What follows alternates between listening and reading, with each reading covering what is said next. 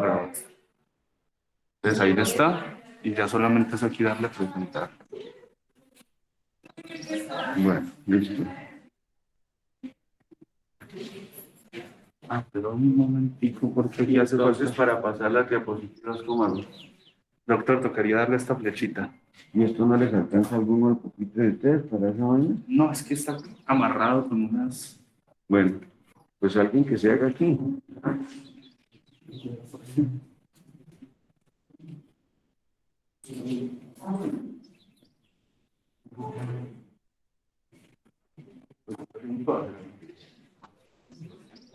Bueno, ¿ya empezamos? ¿Ya estamos? ¿Sí? ¿Ya estamos todos los que están? No. Bueno. Diana, si no les espera 30 segundos y se cierra la puerta. ¿Cuánto esperamos?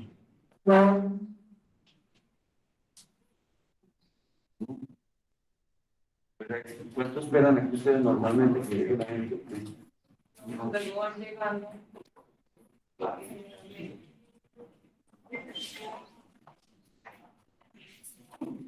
Nos toca por razones de ventilación. No voy a empezar varias veces. Bueno, buenos días, caballeros y damas. ¿Cómo les va? ¿Qué pasa, señorita? Que le están diciendo porque no se escucha. Aquí. No me toca poner un celular aquí, es otra cosa. Eso sería muy fantástico. Les voy a pedir el favor de que hablen duro, porque con el tapabocas no nos oímos.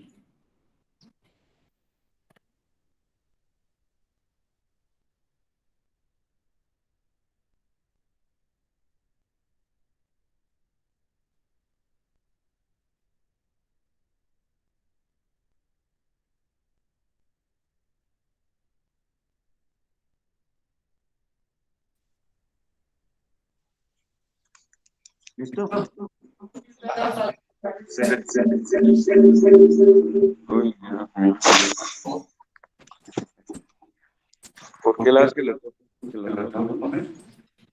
¿Así? Al revés. Listo. Bueno, entonces démosle comprensión a todos. ¿Ya estarán bien? ¿Estarán oyendo y todo?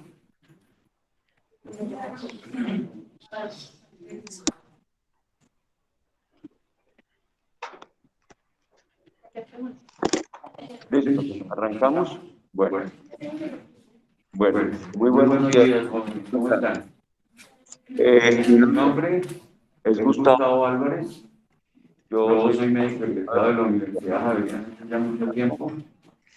he He sido sido profesor profesor de de psicología psicología clínica en clínica en varias varias partes partes y varias de facultades de medicina. medicina de Bogotá. Es Es mi mi hobby hobby favorito, es lo que más me gusta hacer, pero pero siempre he siempre he tenido tenido la la práctica práctica clínica, clínica, o o sea sea que que no he no he dejado dejado de de hacer hacer las las dos cosas cosas nunca. nunca.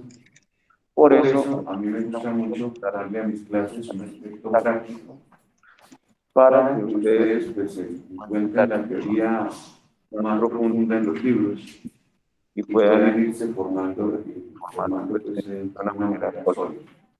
El El tema que tema que tenemos tenemos para el para el día de día de hoy hoy son son rangos rangos y amplitud de de movimiento, movimiento, pues pues que es que un es un tema que realmente daría para para una, una clase de 10 minutos, pero le pero le vamos a vamos a meter un meter un poquito poquito más de más de carnecita carnecita con con algunos algunos temas temas que que tienen tienen que que ver ver con con enfermedades enfermedades que que limitan limitan los los saltos saltos de de movimiento, movimiento para que tengamos tengamos unos unos ejemplos ejemplos prácticos prácticos y y de de esa esa manera manera ustedes ustedes puedan puedan entender entender mejor. mejor.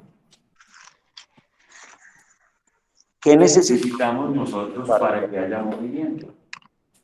para que Que haya haya movimiento movimiento en las articulaciones o, o, pues, o o movimiento movimiento en en general? general? Necesitamos Necesitamos integridad integridad nerviosa, nerviosa, cognitiva y motora. motora. Necesitamos Necesitamos ausencia de lesión a nivel muscular muscular y y necesitamos necesitamos que que haya haya integridad articular y tendinosa.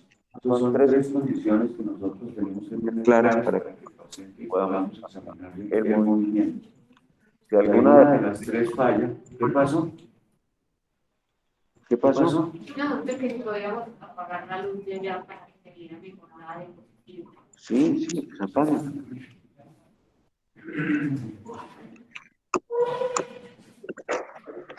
Como quieran.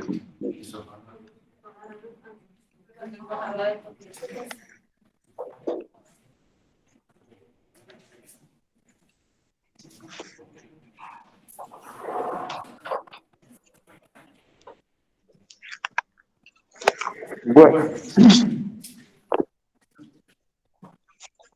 entonces, ¿cómo crees tú que se pueden los actos del movimiento?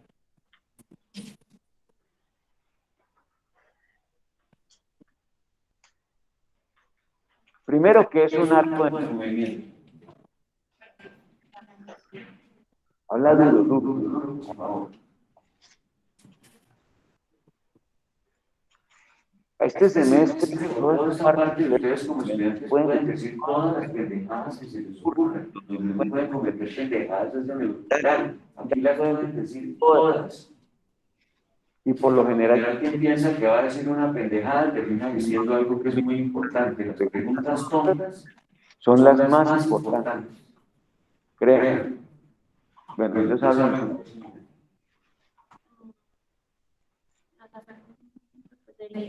Ya, pero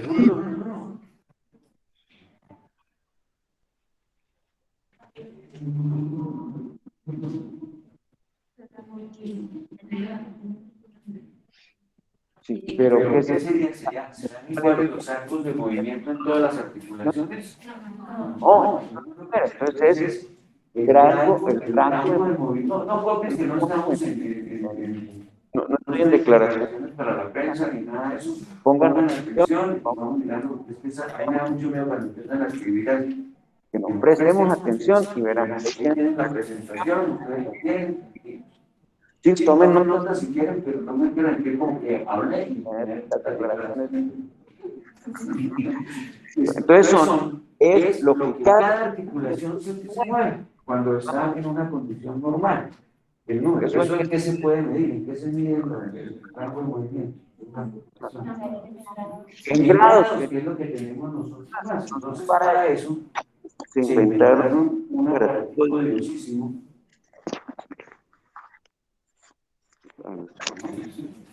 Se inventaron un aparatico valiosísimo que es el goniómetro. ¿sí? ¿Y ¿Y por por qué qué digo? digo valiosísimo? Porque Porque es es un un aparato, aparato que desafortunadamente pues pues cada cada cual, cual lo maneja como quiere.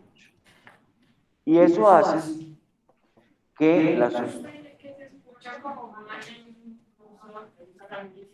pero, y entonces ya,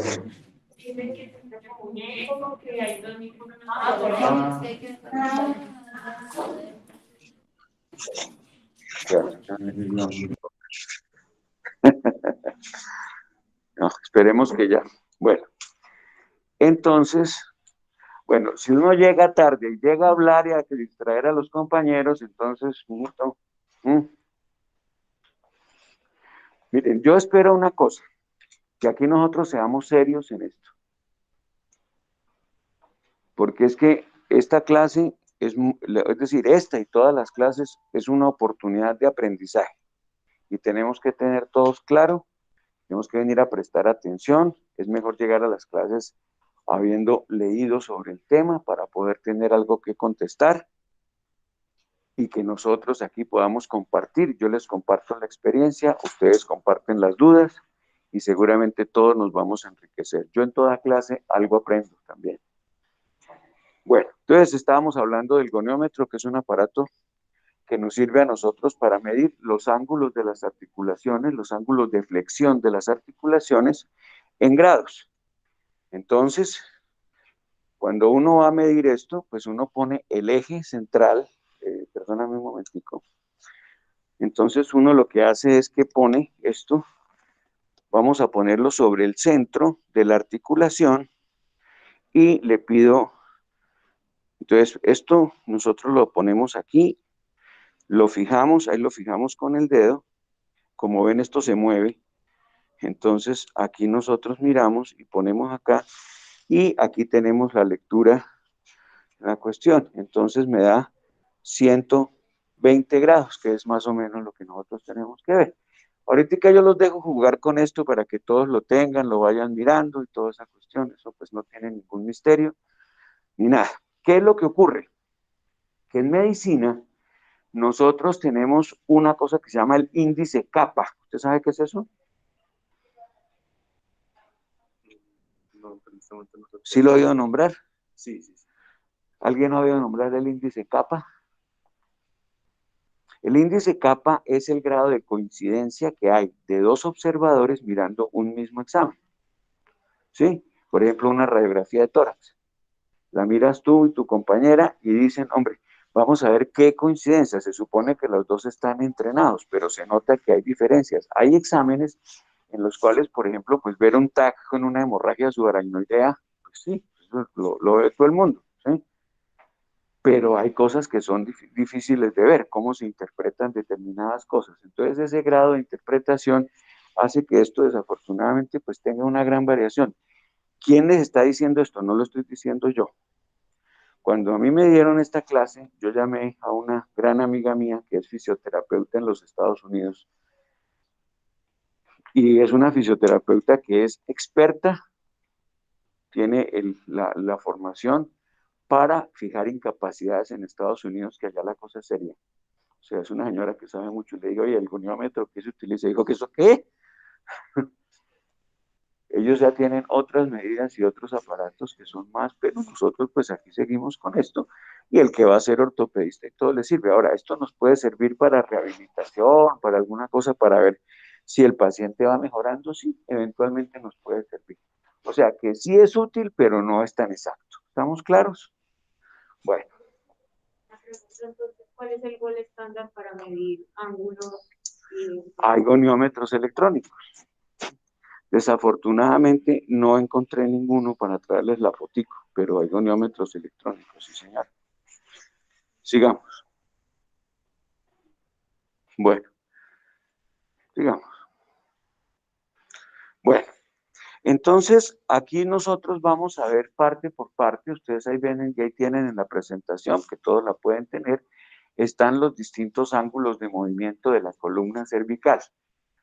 La columna cervical tiene una característica especial. Es un centro de muchísimas lesiones. ¿Cuál es la lesión más grave que ustedes se puedan imaginar de la columna cervical, fuera de una herida por arma de fuego? La ruptura de látex. Muy bien. Y una lesión que ocurre mucho en los accidentes automovilísticos, la lesión por latigazo, ¿no es cierto? Que es tan frecuente, desafortunadamente. Entonces, los arcos de movimiento del cuello, pues, están aquí, los tenemos nosotros. Tenemos la extensión, que es de 55 grados, la flexión de 45, 40 grados a cada lado, y podemos tener la rotación que más o menos tiene 70 grados al lado y lado. Esto, pues, es importante. Ahora, ¿ustedes ya han visto historias clínicas? ¿Ustedes han visto por ahí que alguien cuando describe el cuello lo describe como cuello móvil? Eso es una estupidez del tamaño de una catedral. El único cuello que nos interesa que sea móvil, ¿cuál es? El cuello uterino, que es el que cuando nosotros hacemos un tacto y lo movemos lateralmente, estamos traccionando los anexos y vemos que no hay signos de inflamación. Cuando uno describe cuello, y es un médico que piensa un poquito lo que está escribiendo, pone arcos de movimiento y fuerza conservados. ¿Sí? Eso del cuello móvil, por favor, olvídense de eso. Eso es alguna estupidez que algún ginecólogo trasladó a la región del cuello y sí nos fregó a todos, porque eso es una estupidez muy grande. Es decir, eso no lo vayan a seguir ustedes, por favor, que van haciendo. Es como el cuento de que te amo demasiado. Demasiado quiere decir te amo mucho, o sea, te amo de manera patológica. ¿Sí? Y hoy lo volvimos nosotros, no, que eso es que hoy te amo demasiado. No, no. Eso es una vaina muy jodida. Bueno, listo, sigamos. Bueno, vamos a ver una de las enfermedades que tiene que ver más con la movilidad del cuello, que ustedes el día que la diagnostiquen se van a sentir absolutamente felices y es facilísima de diagnosticar Y sus papás van a pensar que no han perdido la plata que han invertido en la educación de ustedes. Dicen, oiga, no, el chino está respondiendo, ese ya se diagnosticó una neuralgia de Arnold. ¿Han oído hablar de ella? Cuénteme a ver qué oyó usted de ella. Tenía unos cuadros de vigilancia personal, entonces el neurólogo aplicaba presión y detectaba los puntos. Uy, ese neurólogo era un tenaz, sí, claro, excelente, eso, así es. Y te hicieron una infiltración. Sí, Eso es, exactamente, eso es. Y fíjense ustedes, son dolores de cabeza que dan en la parte posterior del cuero cabelludo, en la región occipital, y se dirigen, tú me desmentirás, como lancetazos hacia adelante, hacia la región frontal, y son extremadamente molestos, y la gente sufre mucho de eso. Y se toman toneladas de Cebedol, de diclofenaco, de todas las cosas, de migrisán y todas esas cosas que venden, y no se les quita. Entonces, ¿qué hacemos nosotros para que eso se quite? Se hace una infiltración, como ustedes ven ahí, con una mezcla de anestésico local, lidocaína del 2%, con un corticoide de depósito. Puede ser betametasona o alguna otra cosa de esas. ¿Sí? El principal síntoma de la neuralgia, eso por eso lo pongo entre comillas porque es una cita exacta, es un dolor severo en la parte posterior de la cabeza y en la base del cuello. Puede haber otros signos de neuralgia como sensación de dolor y ardor en la base de la cabeza. Es muy molesto, es extremadamente molesto. Y entonces, como hoy en día en las EPS, ¿qué va usted? Buenos días, ¿qué tiene? No, haga estos exámenes, chao. Esas son las consultas de hoy en día. Entonces, pues nos perdemos esto. Entonces hay que explorar lo que se llama los puntos de Arnold. Pongamos la siguiente, por favor. Los puntos de Arnold que están en la eminencia occipital, un poquito abajo y afuera, y hacia afuera de este punto, ahí encontramos nosotros una zona que al hacerle digitopresión, el paciente revive el dolor, inmediatamente eso le dispara, se llama un punto gatillo. Por eso estas neuralgias están relacionadas con los síndromes miofaciales y con todas estas causas de dolor que nosotros encontramos hoy en día tan frecuentes. Entonces esto se habla de una forma de cefalea tensional que parece una migraña y que realmente es una inflamación. ¿De dónde nace el nervio de Arnold? Nace de C2 y C3, más o menos. El dolor puede ser unilateral o bilateral.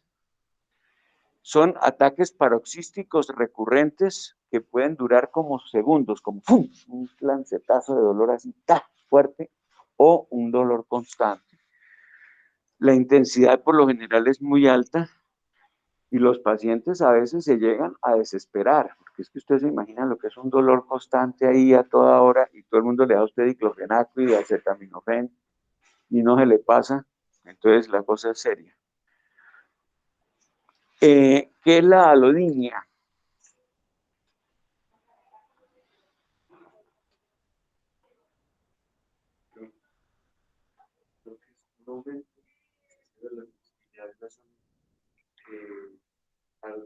Vas bien orientado, pero la alodinia es cuando un estímulo que no es doloroso se vuelve doloroso, ¿sí? Básicamente es eso. Una cosa que normalmente no es dolorosa se vuelve dolorosa, ¿sí?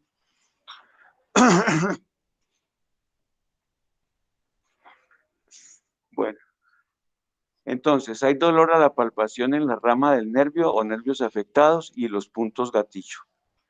Es muy importante que nosotros aprendamos a sospecharla. Por lo general son pacientes jóvenes, hay una predominancia más en mujeres, no sé en qué relación, pero se dice pues que es más frecuente en mujeres. Y les voy a decir una cosa, cuando uno tiene la oportunidad de ver un paciente y uno le hace la infiltración, ¿qué hiciste tú cuando te hicieron la infiltración? ¿Cómo hiciste? Eso al paciente le dice, ay doctor, qué machera, volví a la vida, ¿sí? Porque es desesperante esto. Y entonces, la neuralgia de Arnold, fíjense ustedes que no tiene mucha taquilla, la gente como que no la tiene muy en mente. Y el problema, ¿cuál es? Que uno diagnostica lo que sabe y sabe lo que se acuerda, ¿no es cierto? Entonces, si un médico de la EPS no se leyó la neuralgia o no le importa, pues entonces, pues, ¿qué vamos a hacer nosotros, por Dios, para diagnosticarla? Estos pacientes sufren mucho, van de médico en médico, sufriendo continuamente por esto. Obviamente que esto nos puede afectar el dolor, los arcos de movimiento del cuello, ¿no es cierto? ¿Qué otras cosas nos pueden afectar los arcos de movimiento del cuello? Las discopatías, las lesiones de disco, la tortícolis, ¿no es cierto? Que existen diferentes clases, hay alguna forma congénita, eh, y en general, pues los pacientes que sufren de traumas, como por latigazo que mencionábamos, entonces pues vamos teniendo una serie de casos en los cuales el dolor cervical se convierte en un motivo de consulta importante. Y ahí encontraremos entonces que los arcos de movimiento del cuello están limitados por dolor, todo. Ahora, hay unas alteraciones congénitas, pues más severas, que son la ausencia de algunas vértebras, etcétera, y cosas de esas, pues que bueno, ya son casos muy específicos que realmente pues nosotros en la práctica común no vemos todos los días. Las radiculopatías cervicales se irradian a los miembros superiores, ¿no es cierto? Y entonces, si nosotros nos ponemos en la posición anatómica, acuérdense ustedes, vamos a ver afectada la sensibilidad en los dermatomas correspondientes. Los dermatomas altos son los que tienen que ver con el radial, ¿sí? Y aquí nosotros tenemos que ver, los dermatomas bajos tienen que ver con el reflejo tricipital, que es el que nosotros vamos a explorar. Entonces hay que explorar un poquito los dermatomas, mirarlos y darse cuenta que existe la posibilidad de que un paciente que tenga dolor cervical tenga una radiculopatía. ¿Ibas a decir algo, mijo? No, ok. Bueno, sigamos.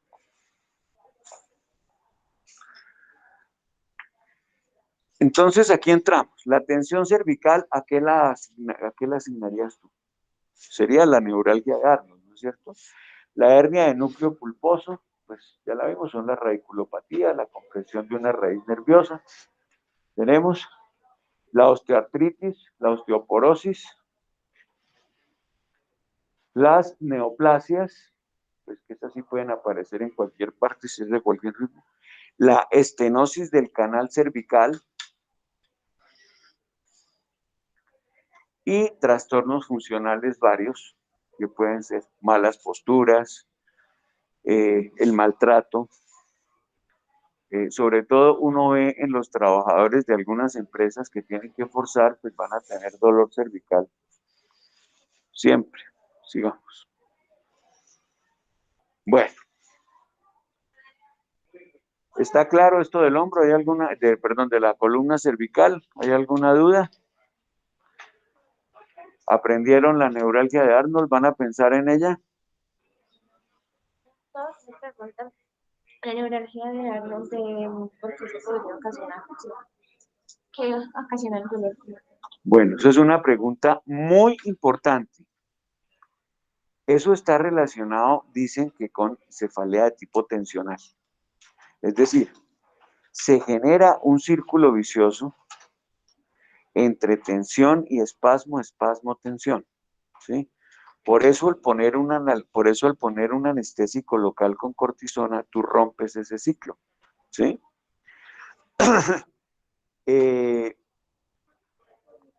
La cefalea tensional es muy común, uno la ve mucho y también se puede ver aquí de tipo biparietal, frontal, cuando las personas están bueno, por ejemplo, les voy a contar una cosa, estos lentes son lentes progresivos, ¿sí? Había una época en que la gente utilizaba lentes bifocales, ¿sí? Entonces, ¿qué pasa? Que cuando uno está aprendiendo a manejar esta vaina, yo la tengo que enfocar a usted, tengo que mirar esto lo voy haciendo inconscientemente. Y resulta que cuando uno va manejando al comienzo y uno va mirando, uno nota que tiene que forzar más para poder enfocar lo que está en el campo visual. Esto lo va aprendiendo uno, ¿sí? Pero tiene uno un dolor cervical. Es decir, todo lo que nos pueda generar a nosotros tensión, mala posición. No sé si a ustedes les pasa en el computador. Por ejemplo, yo que uso lentes, estos lentes los utilizo para la calle, pero en mi computador tengo que tener unos lentes distintos porque estos, como la parte cerquita me toca levantar así, pues tienen un problema. Yo en alguna ocasión tuve un entrenamiento en Doppler vascular y es una máquina que parece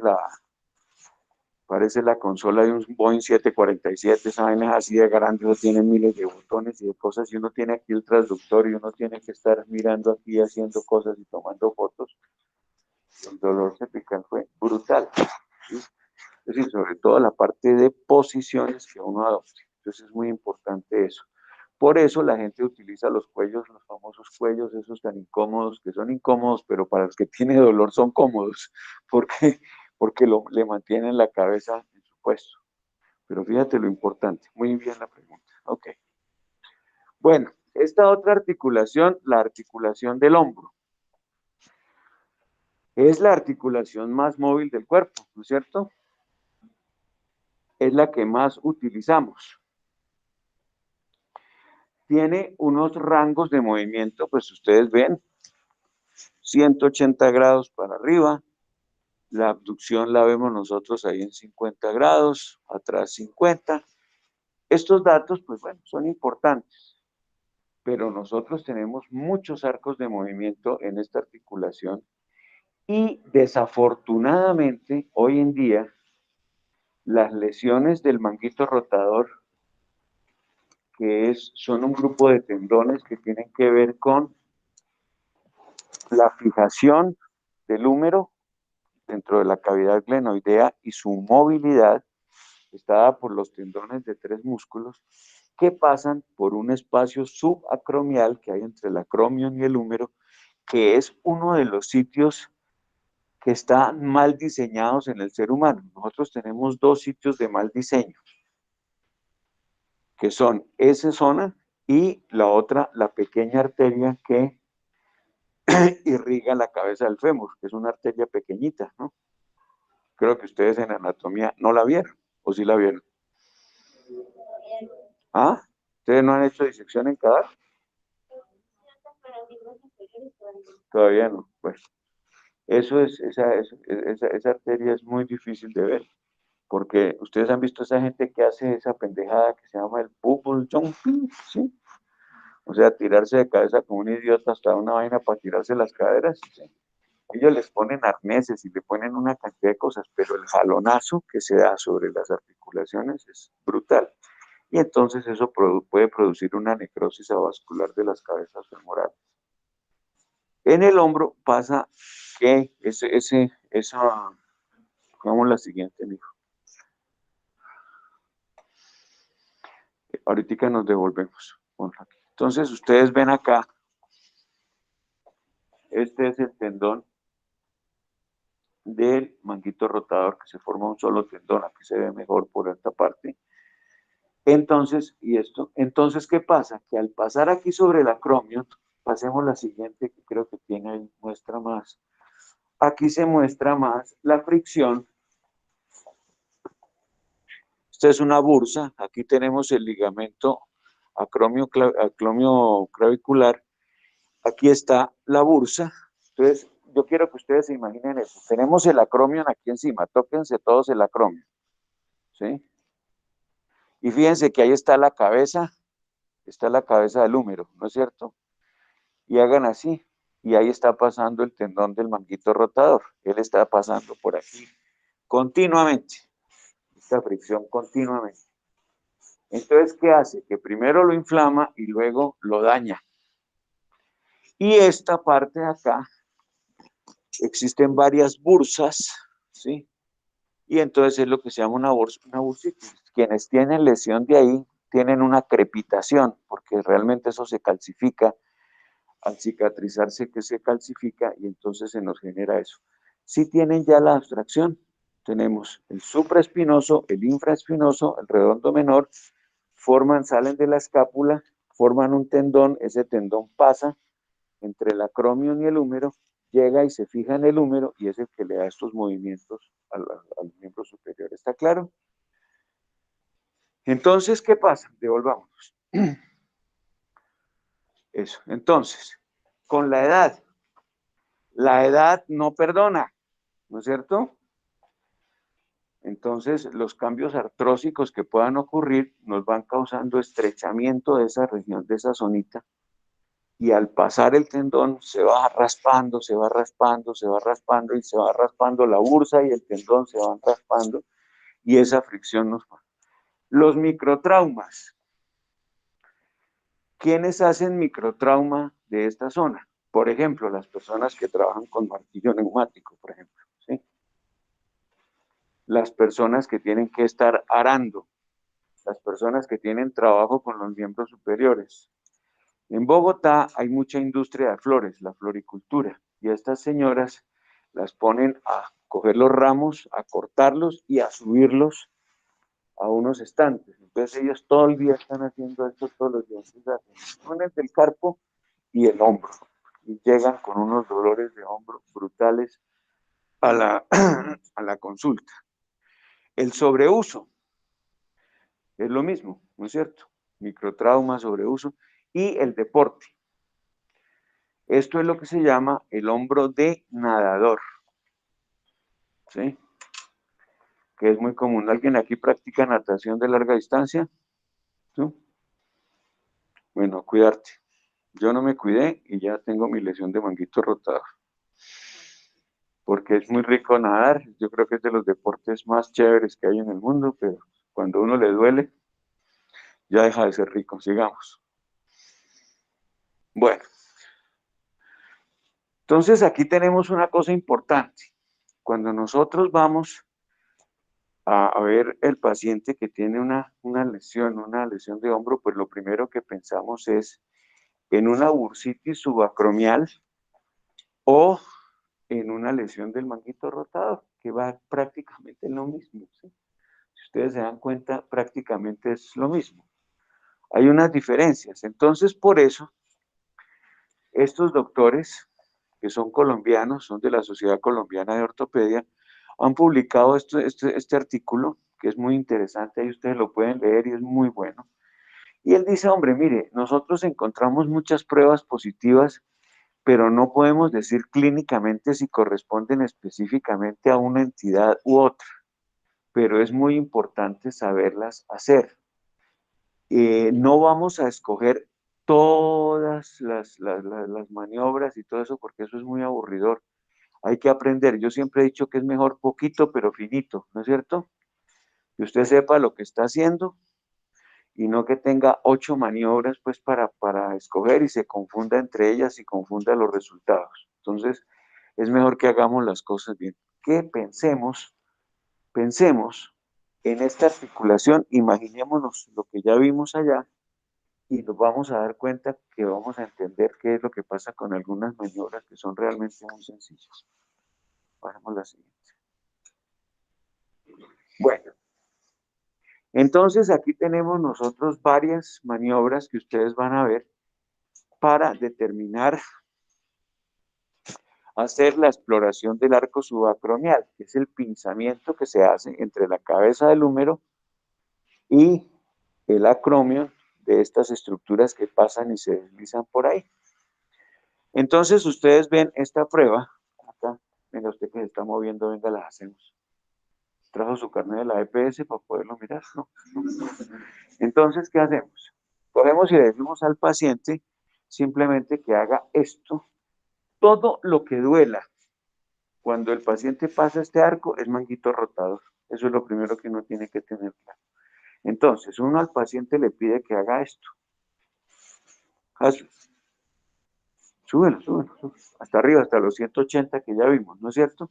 Entonces, cuando el paciente tiene dolor en ese triángulo que nosotros vemos ahí, se habla de lesión del manguito rotador, es decir, o una exploración del arco, después de lesión en el arco subacromial. Y esta otra maniobra que ustedes ven aquí, le pido al paciente que haga esto y suba el codo. Y cuando eso produce dolor, usted piensa que hay lesión del arco subacromial. ¿Está claro? Las otras maniobras pues son un poquito más complejas y me parece a mí que pues esas son como más de ortopedista. ¿Qué hubo, mijo? Doctor, qué pena. ¿Será que usted podría repetir? Es que no se mira nada.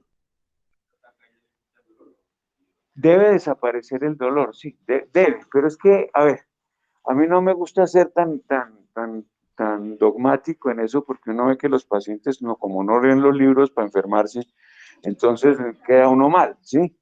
La teoría dice eso, exactamente que tú dices, que uno le duele acá, aquí, y que el dolor pasa, pero no, pues en la práctica no. Lo importante es que el dolor se presente, sobre todo, mira que ahí está muy cerca de pasar la línea horizontal, y eso lo ve uno cuando hay la inflamación ahí.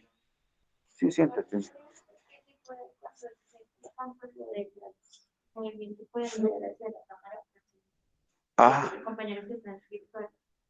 bueno, entonces, Pero podrían repetir que no es que ya bueno, pues venga, entonces venga para acá, acá. Entonces, para que vean allá. Vamos a explorar y le pedimos a la niña que eleve el brazo. Entonces, si hay dolor entre esta parte y esto, se dice que es un pinzamiento subacromial, ¿sí? Aquí en esto. Pero como decía el doctor allá, no quiere decir que el dolor se le pase acá. Puede que sí, puede que no, ¿sí? Ahora, hay un punto muy importante que a mí me enseñó un profesor de ortopedia para mío, y es esto. Cuando un paciente tiene ruptura del tendón del supraespinoso y uno le dice levante el brazo, le dice, claro, doctor, ¿sí? Levántelo otra vez. Sí, doctor, ya. ¿Por qué? Porque la primera parte del levantamiento la hace el supraespinoso. El resto la hace el músculo deltoides. Si le hace esto, ¿sí? Hace esto. Entonces ya queda aquí, ya se levanta así. Entonces, esta parte inicial, el paciente le dice, sí, doctor, ya le levanté. Entonces ahí hay ruptura del tendón del supraespinoso, ¿sí?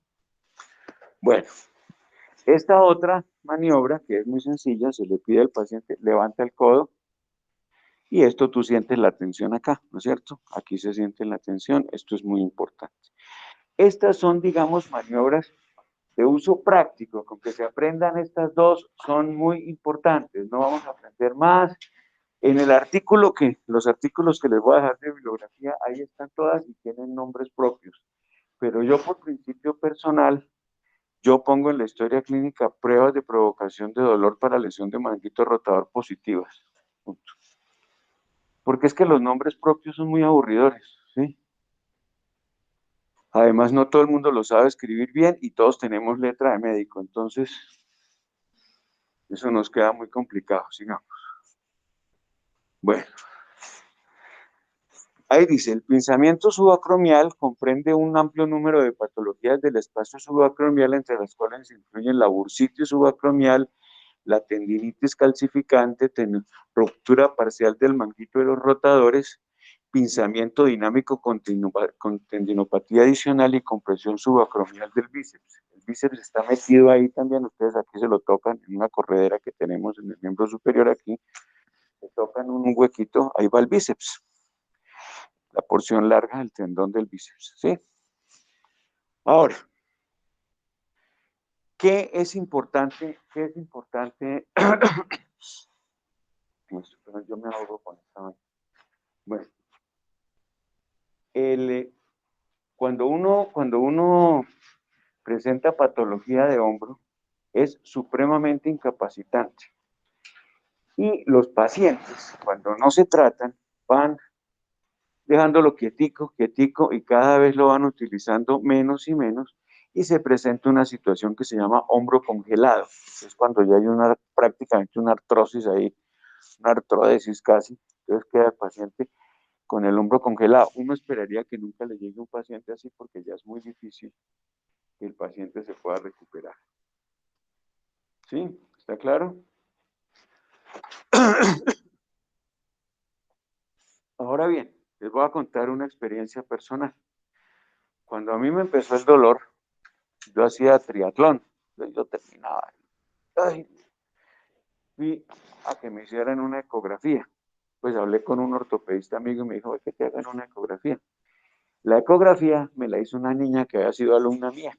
Hola, profe, qué hubo, no sé qué. Y eché carreta y toda esa vaina y todo. Me puso esa vaina y le cambió la cara y me dijo, ay, profe, tiene completamente seccionado el tendón del supraespinoso. Pues yo no le dije nada, pero yo dije, para mis adentros dije, no. Y ella es una ecografista buenísima, es de lo mejor que hay. Me dijo, pero aquí la imagen que me hace eso. Yo le llevé la imagen a mi colega y me dijo, pues, hagamos una resonancia. Y en la resonancia salía que era una ruptura parcial, ¿sí?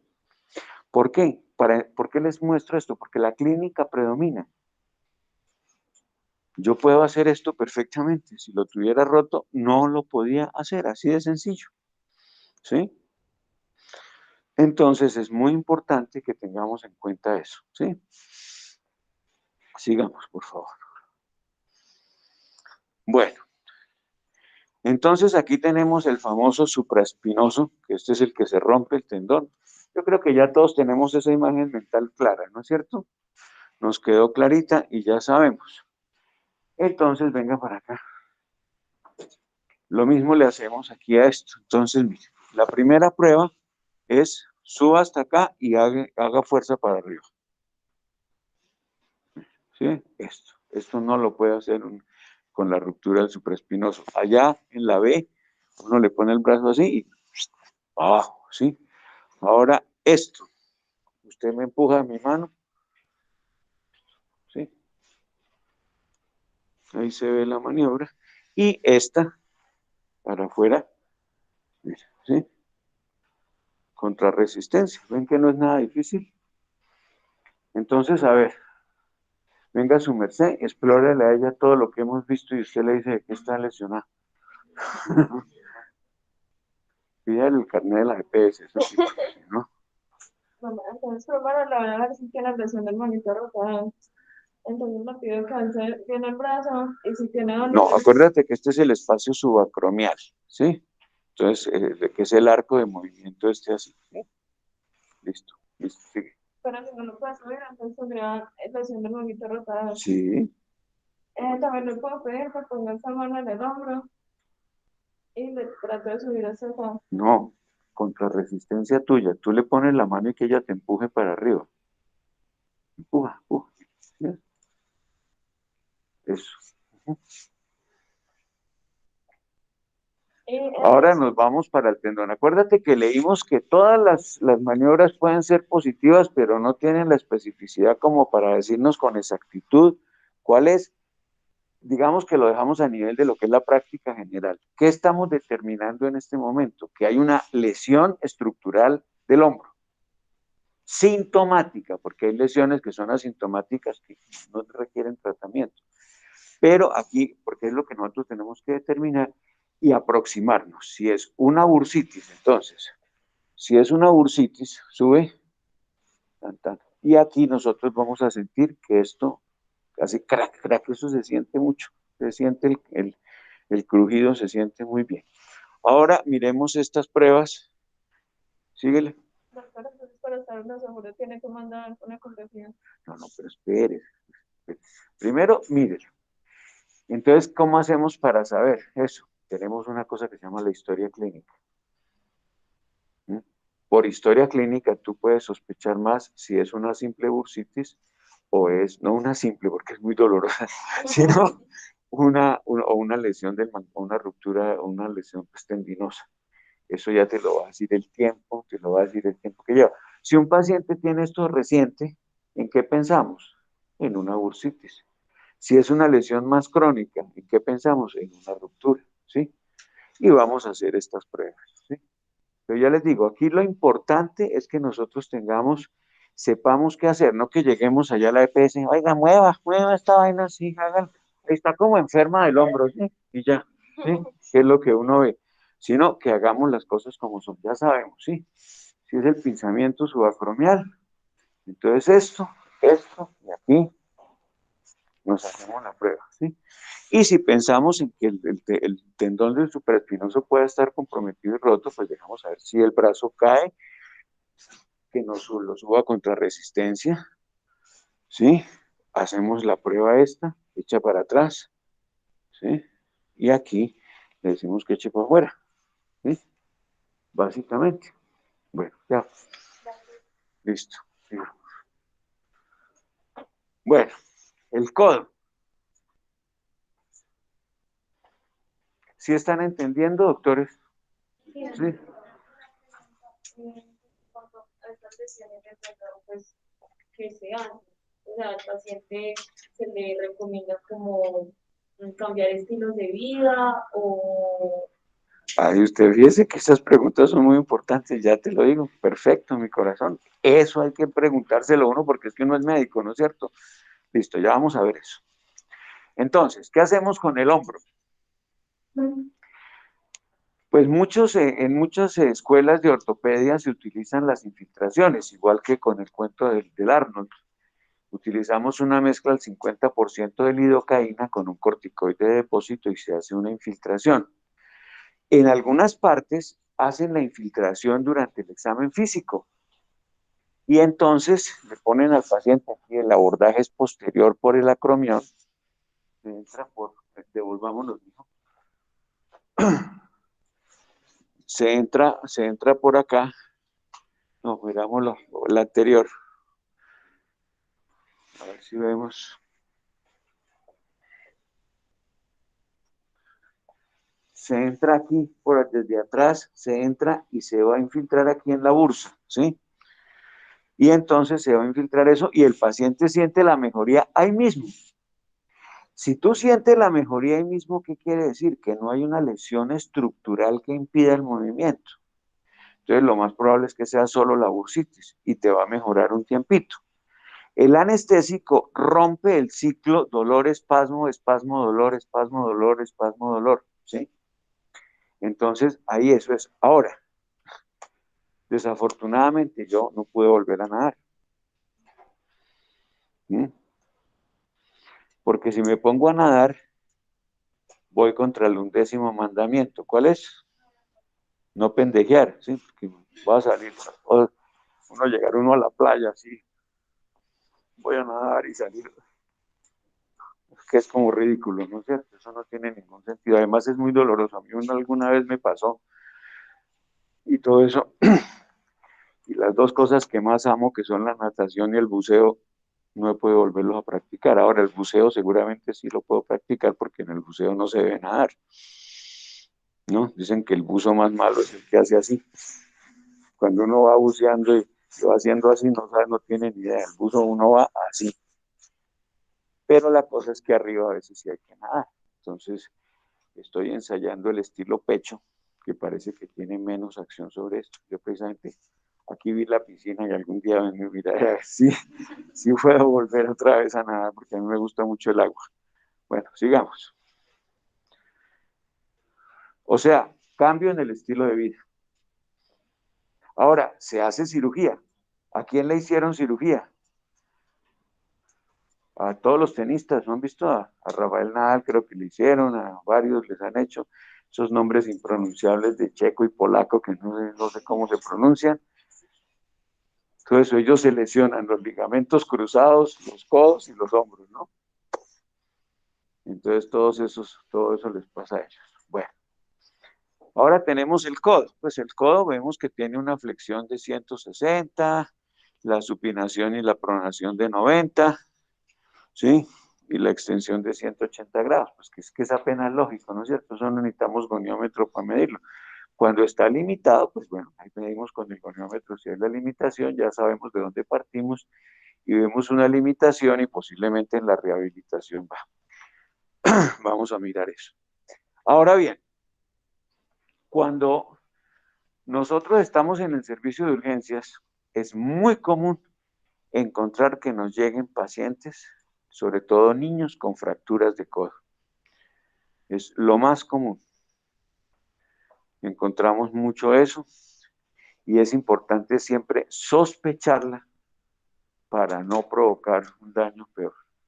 A veces ve uno, no sé si ustedes ven en la calle, pero se ve con frecuencia gente con los bracitos así todos deformes y todo, que son fracturas de codo que no fueron diagnosticadas. Sigamos. Y aquí tenemos dos entidades que son muy frecuentes, pero tienen nombres muy odiosos, porque el del epicóndilo lateral o externo, se llama codo de tenista. Ellos hacen esto continuamente, entonces acá van a tener una presión continua, un golpe, un microtrauma continuo, y el otro es el del codo de golfista. Pero esto es en países del primer mundo, ¿sí? Aquí decimos es codo de barrendero, porque realmente las señoras que hacen el aseo son las que más sufren de eso. Las personas que tienen que hacer, usted se imagina usted haciendo el aseo todos los días. Yo por eso tengo tanta consideración con estas personas. Usted se imagina lo que es todos los días usted gastarle sus articulaciones a un trabajo que primero no le reconocen, usted es como un fantasma, usted no existe, nadie lo conoce, ¿sí? Y usted todo el día, dele, dele, dele, dele, y dele, y dele, y no propiamente con un palo de golf, ni una raqueta Spalding, ¿no? Sino en esto. Y eso es a los que nosotros en nuestros países, esto es a lo que nos da eso. Es muy importante que además nosotros aquí en la parte medial, cuando veamos que el paciente simplemente, la clínica es muy sencilla, le duele, al tocarle le duele mucho, pero que estemos seguros, acordémonos que aquí, arribita, viene un ganglio que es el que recoge toda la circulación linfática que viene de la mano y de todo, y que cuando se inflama, a veces son pues, por tumores, por cánceres precoces, ¿no? Acuérdense que eso ocurre yo he visto uno o dos casos en la vida, realmente no es que sea muy frecuente, pero se ve. Entonces acordémonos siempre de estas dos entidades. Cuando tú llegas, ya se está tocando, todos hacemos eso, ¿no? Cuando estamos en la clase de eso. Entonces uno se toca acá y se toca acá, los dos epicólicos, el lateral y el medial. Él los toca, es muy sencillo y duele, es un dolor fuerte, es un dolor muy fuerte, como todo lo muscular. ¿Sí? Listo, sigamos. Bueno, ¿quién ha oído hablar del síndrome del túnel del carpo? Todos. ¿Quién lo tiene? ¿Alguno ya lo tiene? Porque es muy común en las personas que se la pasan todo el día así. ¿Mm? Bueno, aquí tenemos los arcos de movimiento pues de las manos y las muñecas, 70 grados en la extendido y en la flexión 90, y los movimientos laterales de 20 y 35 grados. Yo creo que eso pues todos lo vemos, lo conocemos, eso no tiene misterio. Sigamos. Pues la mano, pues los movimientos, esta abducción, esto nosotros lo tenemos que utilizar mucho en neurología para los pacientes que están en rehabilitación. Esto sí es muy importante porque en la mano todo es importante, ¿no es cierto? Cualquier cosita en la mano es fundamental. Y ahí tenemos nosotros esto. Por ejemplo, yo tuve un accidente hace como 5 meses en la bicicleta, me caí, tenía la mano sobre el cambio del plato, me caí y me quedó esta articulación por fuera, esto por acá, eso fue brutal, ¿sí? ¿Qué me tocó hacer? Levantar la bicicleta, subirme en ella y seguir hasta mi casa, bañarme, cambiarme hasta que llegué a la clínica donde me atendieron, porque de otra manera pues pierdo la bicicleta y pierdo el dedo, ¿sí? Eso es tenaz, por eso uno no debe salir a montar bicicleta solo. Cuando la mamá le dice a uno, hijo, no salga, mire, tienen razón, ¿sí? Y entonces uno nota cómo uno va recuperando, pues afortunadamente me tocó un excelente cirujano de mano, mire, no quedó absolutamente nada, ¿cierto? Nota uno, ¿cierto? Y uno va haciendo los ejercicios propios para recuperar los arcos de movimiento y si todo está bien, pues se recuperan. Pero entonces, ¿con qué me seguía? Pues con la percepción que yo tenía de la flexión que podía hacer. Al principio era porque me pusieron un clavo así, entonces después de esa vaina, eso era terrible, pero me dice, ya, puedo hacer todo. Entonces ahí es donde sigamos. Bueno, el síndrome del túnel del carpo es una de las entidades más frecuentes que hay y que se debe a la mala posición en la que nosotros realizamos muchas actividades. Se ve en las personas que utilizan teclados todo el día, se ve en las personas que realizan labores repetitivas. En la industria de la floricultura hay una fase que es cortar tallos, y eso lo deben hacer con unas tijeras grandes, y entonces eso les genera y terminan presentando la lesión de esto. Entonces, ¿qué hacemos? Esto sí es muy común y hay que sospecharlo. Hay que sospecharlo y ahí vemos nosotros lo sencillos que son las pruebas para eso. Entonces ustedes se arman de un aparato muy sofisticado que es un martillo de reflejos. ¿Ah? ¿Qué? Sí. Y cogen, perdón. Y primero, ¿qué les ha referido el paciente? Perdón. Primero, ¿qué les ha referido en la historia del paciente? Que se le duerme la mano, que le da hormigueo, que la nota por la mañana amanece como tiesa, como dormida en las manos. Muchas veces es bilateral y se asocia a veces con hipotiroidismo, ¿no? Entonces, nosotros lo que hacemos son la prueba de Tinel, ya les digo, a mí no me gusta mucho, hacemos percusión sobre el territorio del mediano, lo hacemos de esta manera. Mira que le dolió. En la impresión. ¿Sí? Y al mismo tiempo traccionamos el tendón y se genera un reflejo, ¿no? Entonces, esto y el paciente le hace a uno, ¡ay, me dolió! ¿Sí? ¿Sí? Y le hace uno las pruebas, le dice que se ponga así y que haga fuerza con los dos codos. Esta posición nos va a dar a nosotros la posibilidad de poner en estrés el mediano. Entonces, si él está atrapado, va a presentarse el hormigueo. Y también hacemos así. Ahora bien, el mediano, pues tiene su componente motor. ¿Tienen una hojita? Una hojita suelta. Entonces uno juega hace un juego con el paciente. Coja así, bien duro. Mire, no se sale, ¿sí? Pero el paciente que tiene el síndrome del túnel carpiano, uno le trae la hoja. Y él intenta y le da rabia. Dice, ¿cómo explico cómo es la vaina que este doctor me va a ganar? ¿Sí?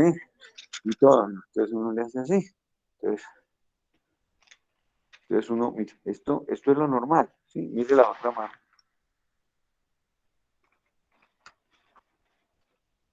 ¿Sí? Se tiró la hoja, bueno. Uf.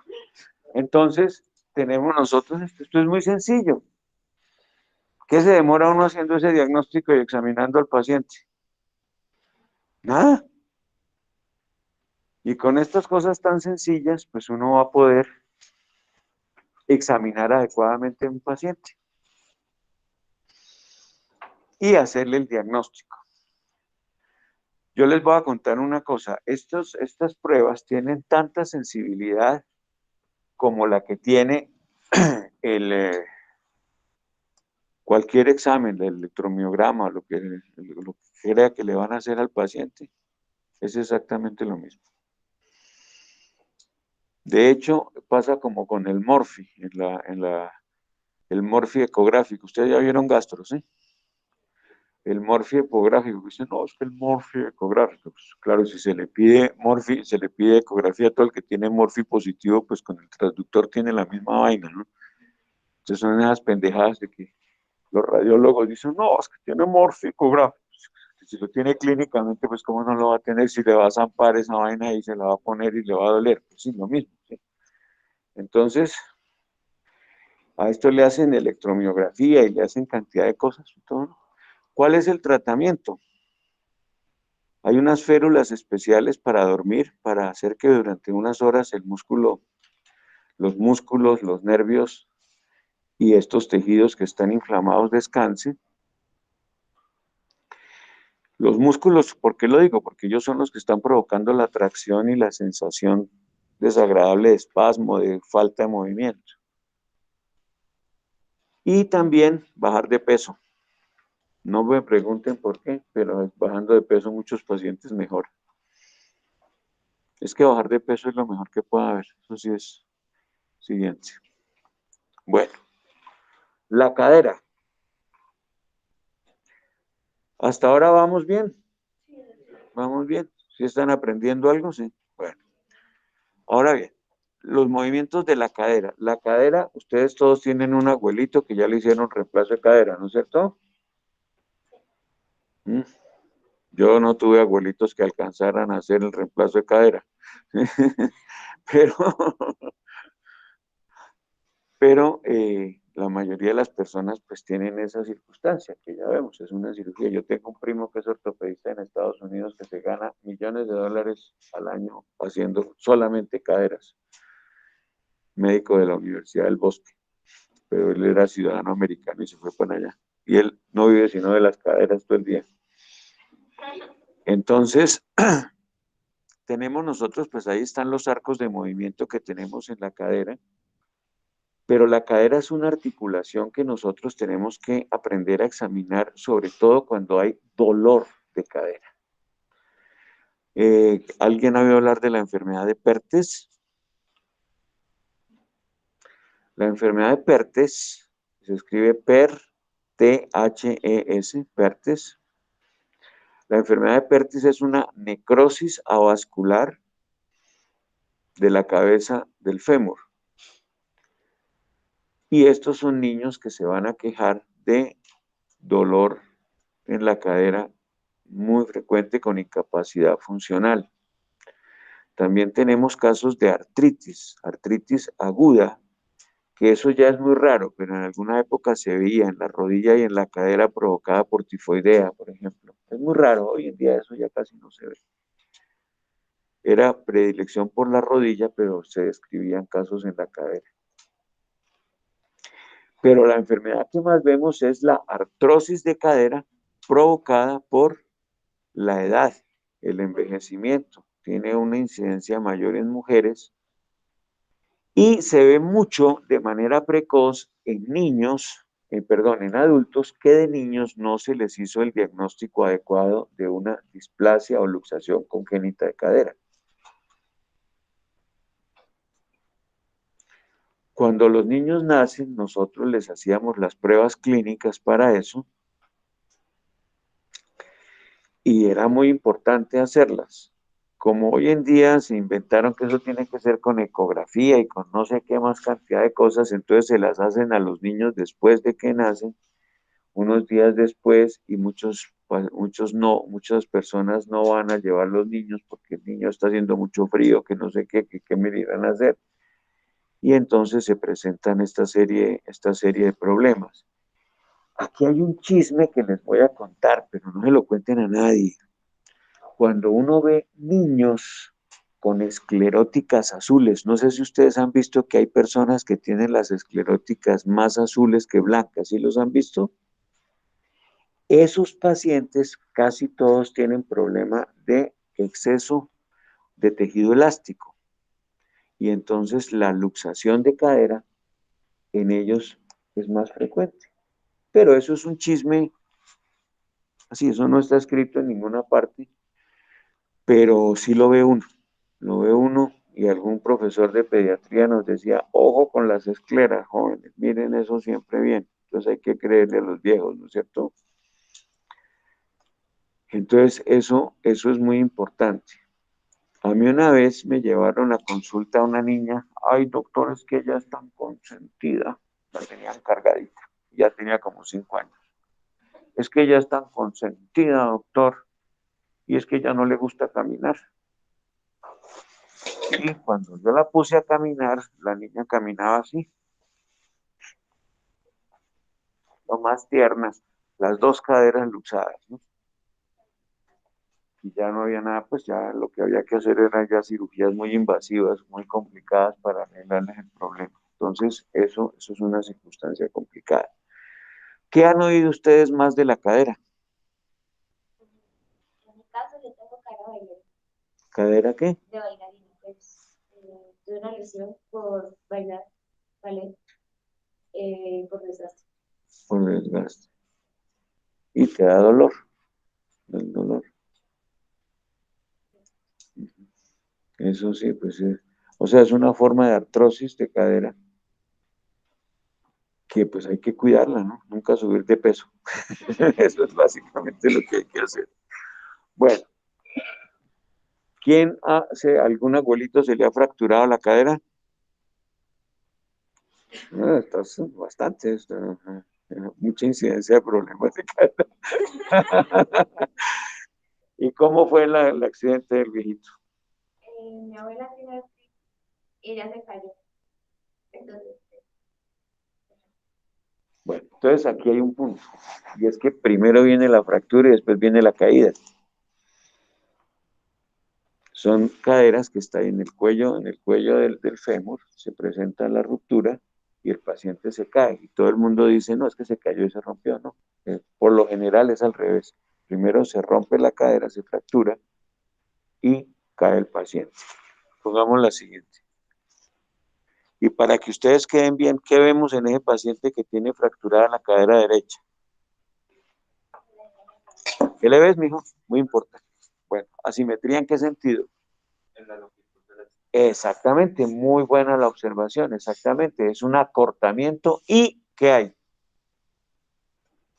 Y rotación externa, ¿sí? Acortamiento y rotación externa. Entonces eso es patognomónico de fractura de cadera. ¿Cómo sangrará la cadera, mijo? ¿Tú qué crees cuando se fractura? Ah, expuesta, no, no sea dramático, eso no se expone. A ver, hable duro, ¿qué piensa? No tienen ni idea, ¿sí? Bueno, no, es que nosotros no tenemos idea, por eso te lo pregunto, porque uno dice, ¿y usted qué me está preguntando? ¿No? ¿No? ¿Qué es la vaina? No, esa fractura sangra muchísimo.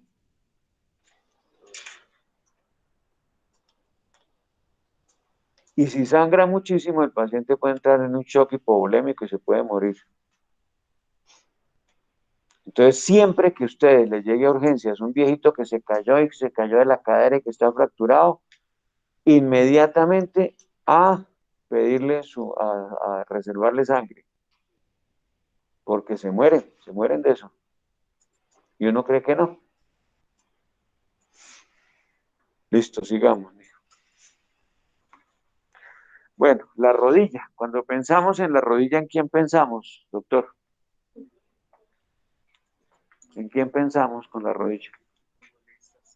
Pensamos en Falcao. No, Falcao nos tuvo jodidos como 6 meses, que Falcao movió la rodilla, que no la movió, que James se jodió el ligamento, no sé qué, que estamos, no, que mejor dicho, que el país entró en crisis porque el ligamento cruzado anterior de Falcao, pero que afortunadamente le pusieron una vaina y parece que está bien en el Galatasaray, se llama, y entonces que está bien, y entonces yo todos despertamos tranquilos los lunes sabiendo que el tipo jugó y que jugó bien, pero que no metió gol, pero que casi, ¿no?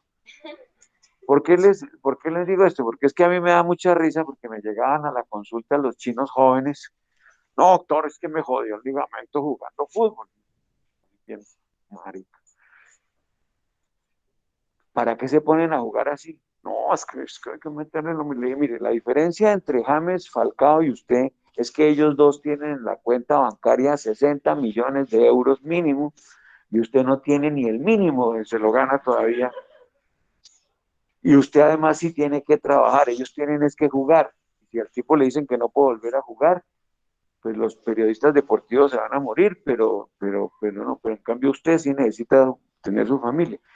Nosotros arriesgamos mucho la rodilla y eso lo están haciendo los muchachos de una manera absolutamente absurda, porque uno no entiende cómo es que, no, eso le meten la pata. Yo me acuerdo que yo jugué fútbol cuando estaba en la universidad y uno jugaba a pegarle a la pelota. Hoy en día se juega fútbol es a darle a la rodilla del otro. ¿O me equivoco? Es así. Hoy en día eso es a meterle los taches y toda esa vaina. Entonces, ¿qué pasa? Que la rodilla sufre muchísimo. Hay muchas lesiones de rodilla provocadas por los deportes, por las caídas, básicamente el fútbol americano también, y otro deporte que también produce muchas lesiones de rodillas es el tenis, ¿no es cierto? Por los movimientos laterales. En el voleibol también, por dicho en todos, ¿sí? Entonces, los únicos deportes sanos son el ciclismo y la natación. Claro que en el ciclismo se da uno contra el planeta, pero bueno.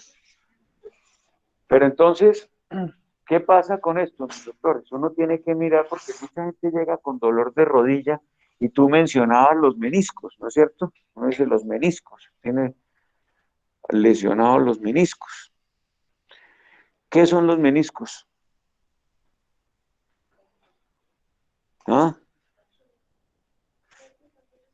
Hable duro porque no le están oyendo allá.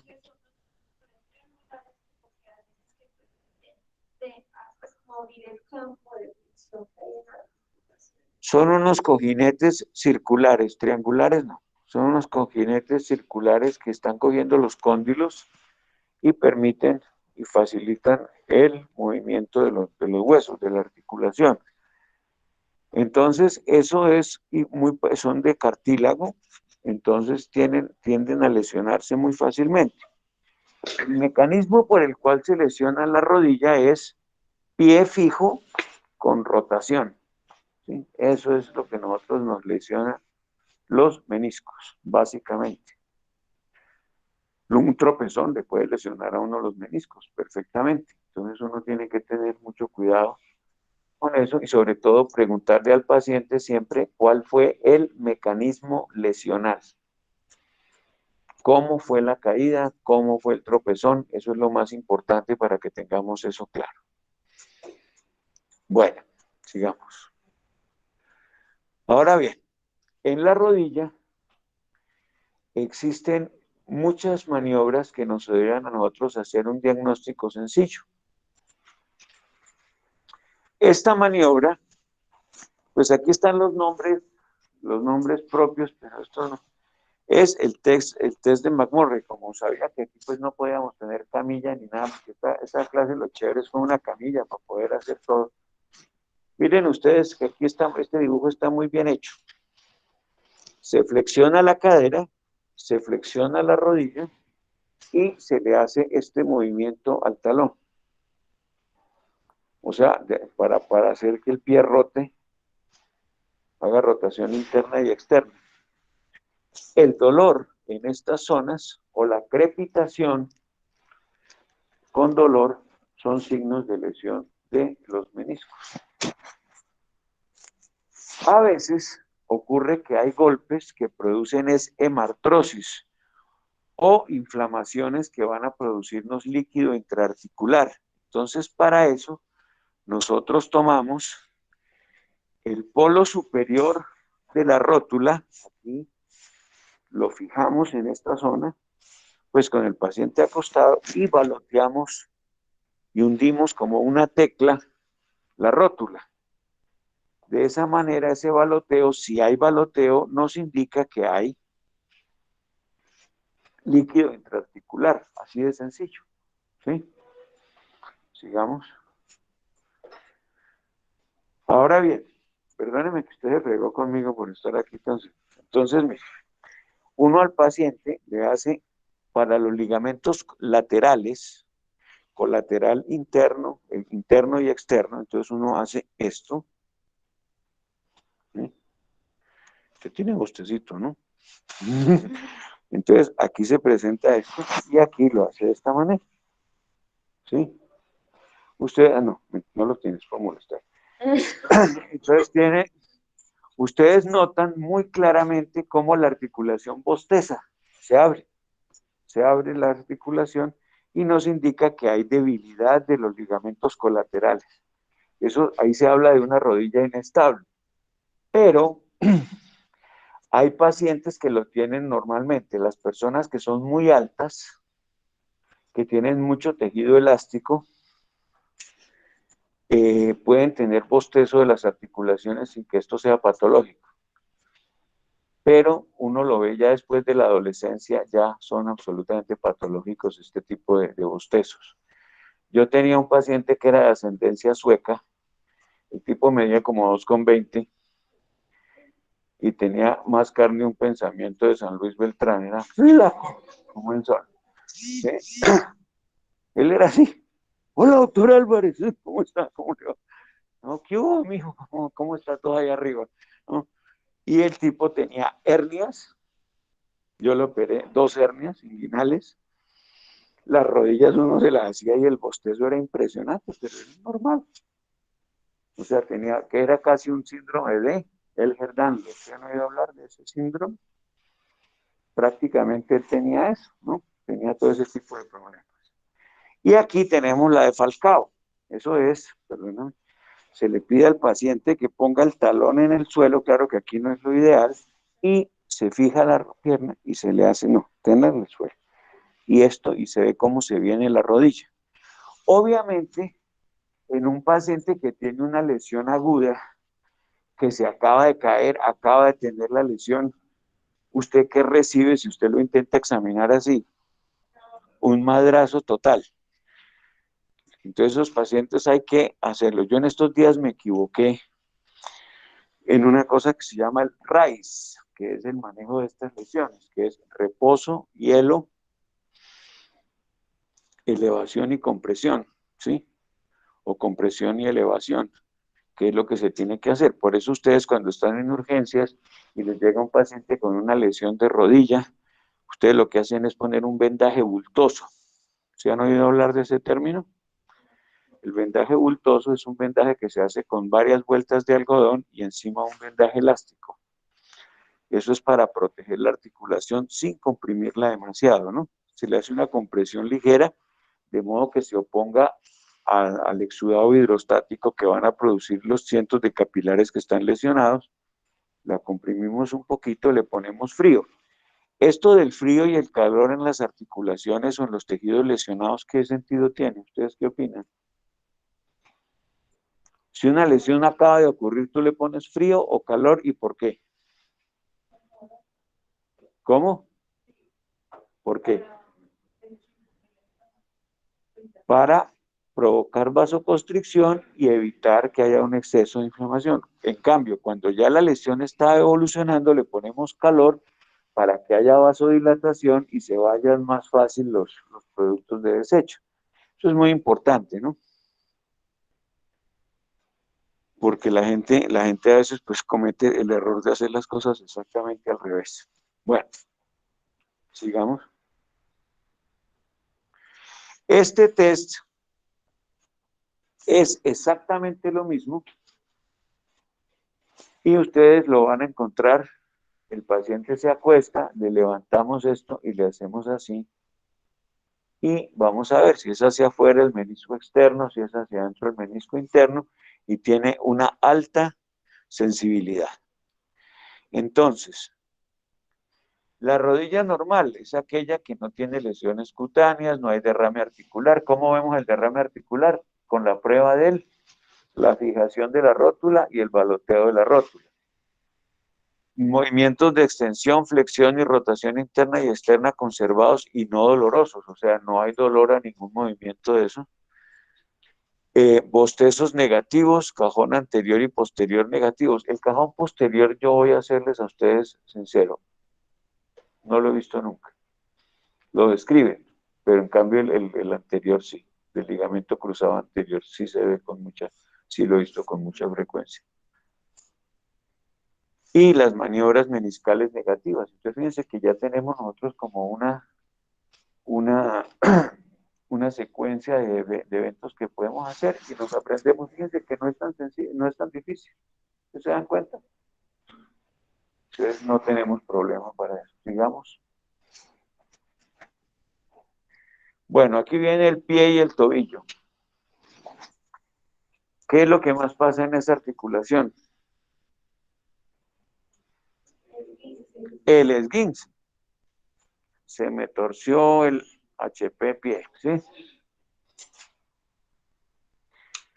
Bueno, y entonces resulta que, ¿qué es lo que pasa con eso? Pues ahí tenemos los arcos de movimiento, que ustedes los van a ver, pero sigamos. Ah, no, no, anterior. Entonces tenemos los esguinces. Los esguinces, hay que acordarnos de una cosa, el principal factor de riesgo para que se presenten esguinces es el antecedente de esguince. ¿Qué quiere decir eso? Que los pacientes que ya tuvieron esguince una vez tienen muchas posibilidades de volver a presentar esguinces en el futuro. Y eso es parte muy importante de la historia clínica. ¿Cómo se les hizo a los pacientes el tratamiento? Si se inmovilizaron o no. Porque ¿qué pasa? Esta tensión cuando no hay fractura tiende a pasar rapidito. Pero si usted no se inmoviliza por el tiempo necesario y no se hace la fisioterapia y no se refuerzan las medidas terapéuticas de fisioterapia, pues usted va a tener la posibilidad muy alta de volverlo a tener. Y esto si lo coge a uno en una condición, si lo coge a uno mal parqueado, pues lo deja fregado. Y se puede uno fracturar, puede haber una luxofractura, puede haber luxación. Bueno, la luxación es el grado máximo de esguince que hay. La gran mayoría de los esguinces son de inversión interna, son hacia adentro, ¿no? Aunque hay algunos hacia afuera. Cuando ustedes compren zapatos para correr, hay zapatos que son pronadores y hay zapatos que son supinadores. Es importante, zapatos que eviten la pronación excesiva, es muy importante, porque uno va corriendo y lo más probable es que el pie se le vaya así. Entonces, si tiene un zapato que lo tiende a tener así, lo ayuda a defenderse de eso. Y eso es importante. Las compañías que hacen zapatos hoy en día tienen en cuenta mucho eso y si uno tiene algún problema de extremidades inferiores y todo, tiene que ir a donde el médico antes de comprar zapatos porque ya la cosa no es tan sencilla, por fortuna, y eso nos puede ayudar a prevenir muchas lesiones. El esguince se hace exactamente lo mismo que con las lesiones de rodilla, se inmoviliza, se le ponen las medidas terapéuticas de reposo, hielo, compresión y elevación, y se examina unos días después, cuando ya pase la inflamación. Es muy importante la inmovilización, muy importante, muy importante. ¿Sí?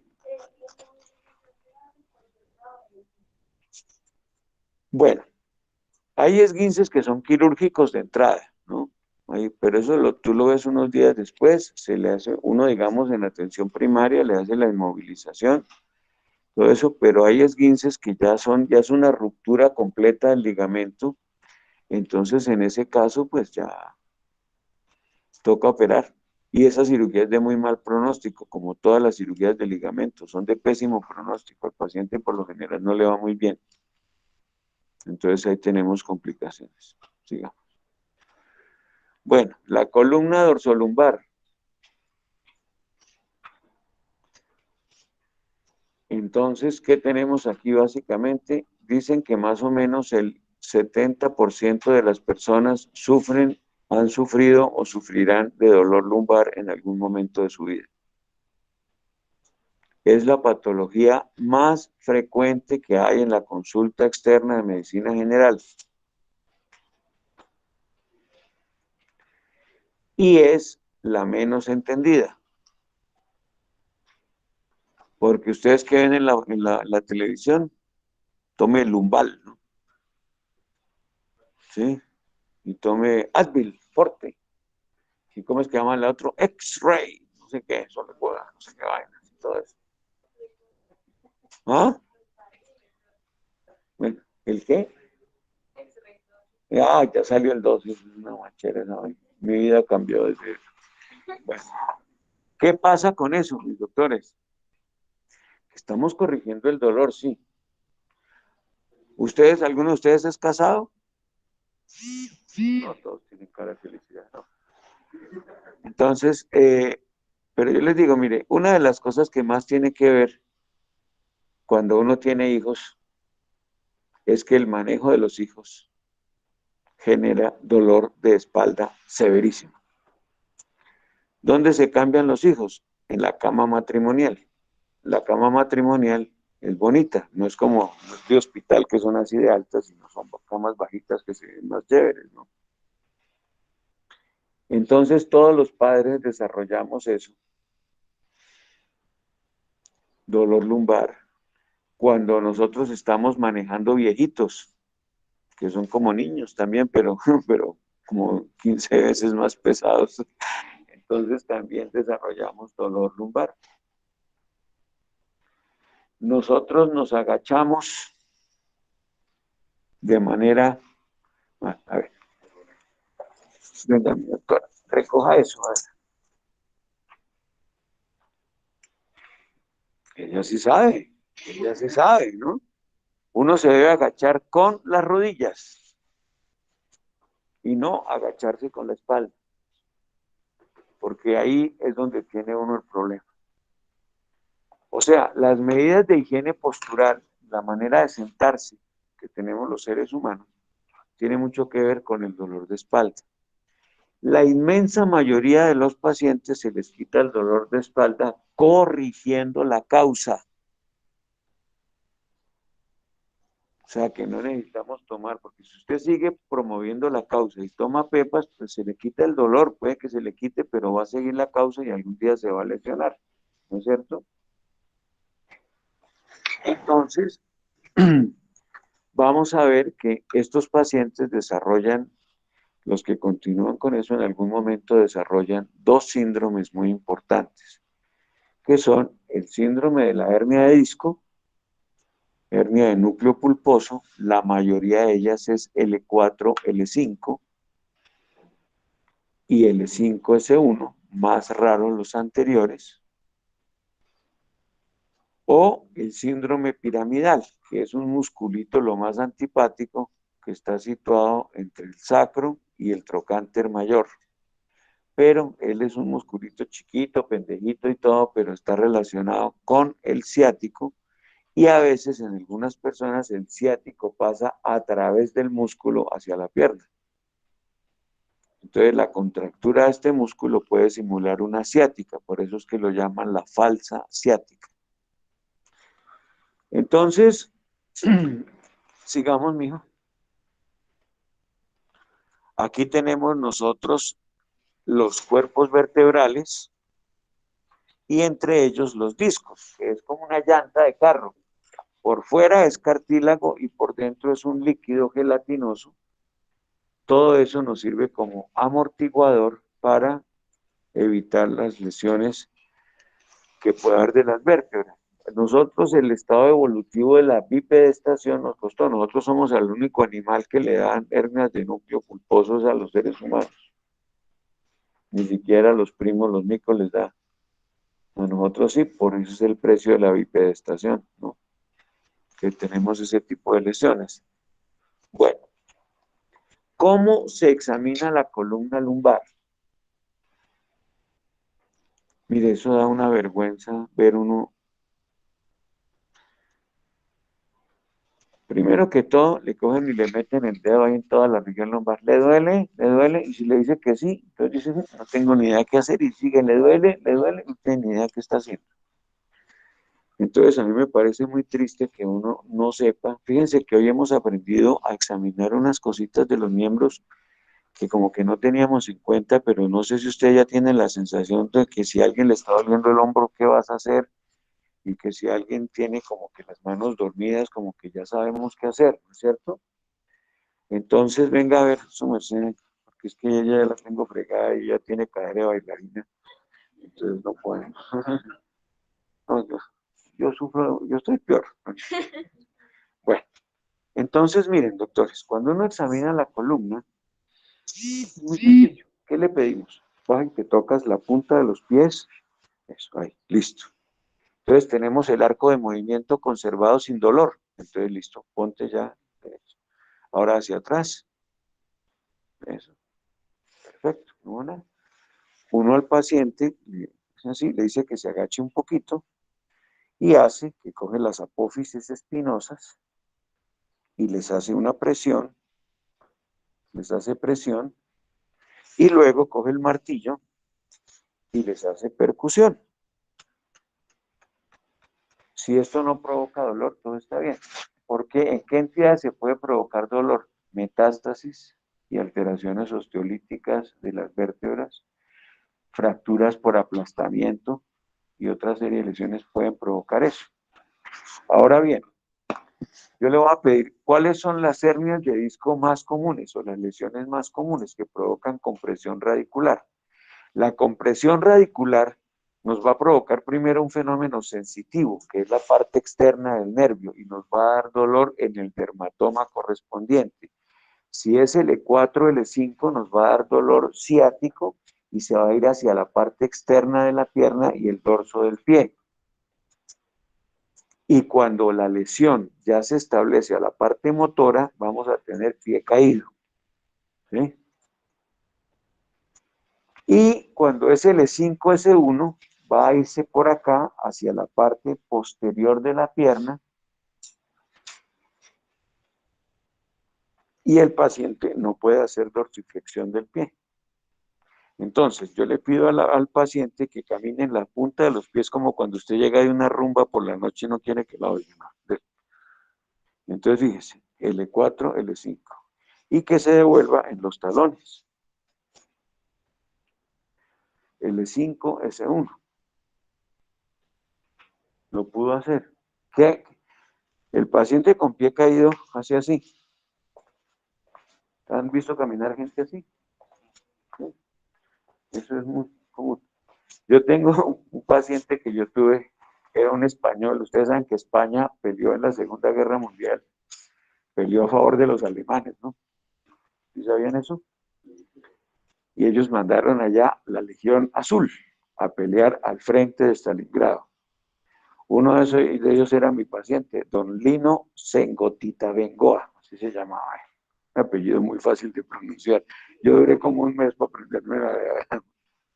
Y don Lino me cuenta, me dice, yo estuve en la guerra, primer día en el frente, estalló una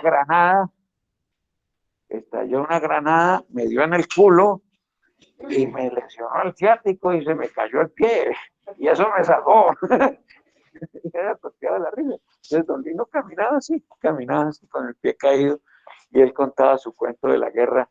Decía, duró un día en el frente, que era muy chistoso. Estaban bajando del camión y estalló para allá lejos una granada de cubitón. Dijo, y me cogió el culo y ¡pum! Me pasó. Y él feliz, entonces eso me salvó. Entonces él llegó a España y dijo, me voy de España, y se vino para Colombia con su esposa. Y ahí sí, como el cuento, vivieron muy felices. Don Lino era una persona que yo la quise mucho.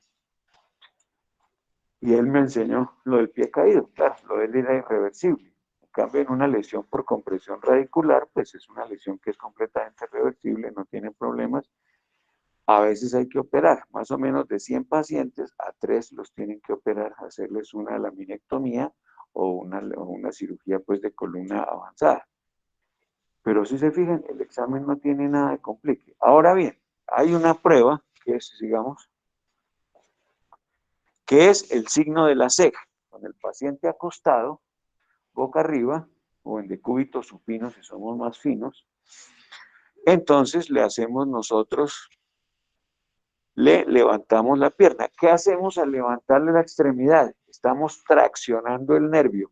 Y si el nervio está cogido por la hernia del núcleo, en la raíz nerviosa, que presiona la salida del nervio de la columna cuando el disco se rompe. ¿Sí está claro eso? Entonces, si nosotros lo jalamos, el nervio va a doler y es un dolor neuropático.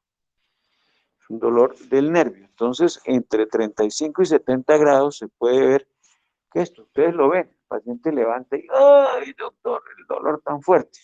Además, usted coge el dedo gordo del pie y le dice al paciente, contra resistencia, que suba el dedo gordo hacia ahí, arriba. Si no puede, es el signo inicial del pie caído. ¿Ah? Se le baja el dedo. Y al revés, para L5, S1.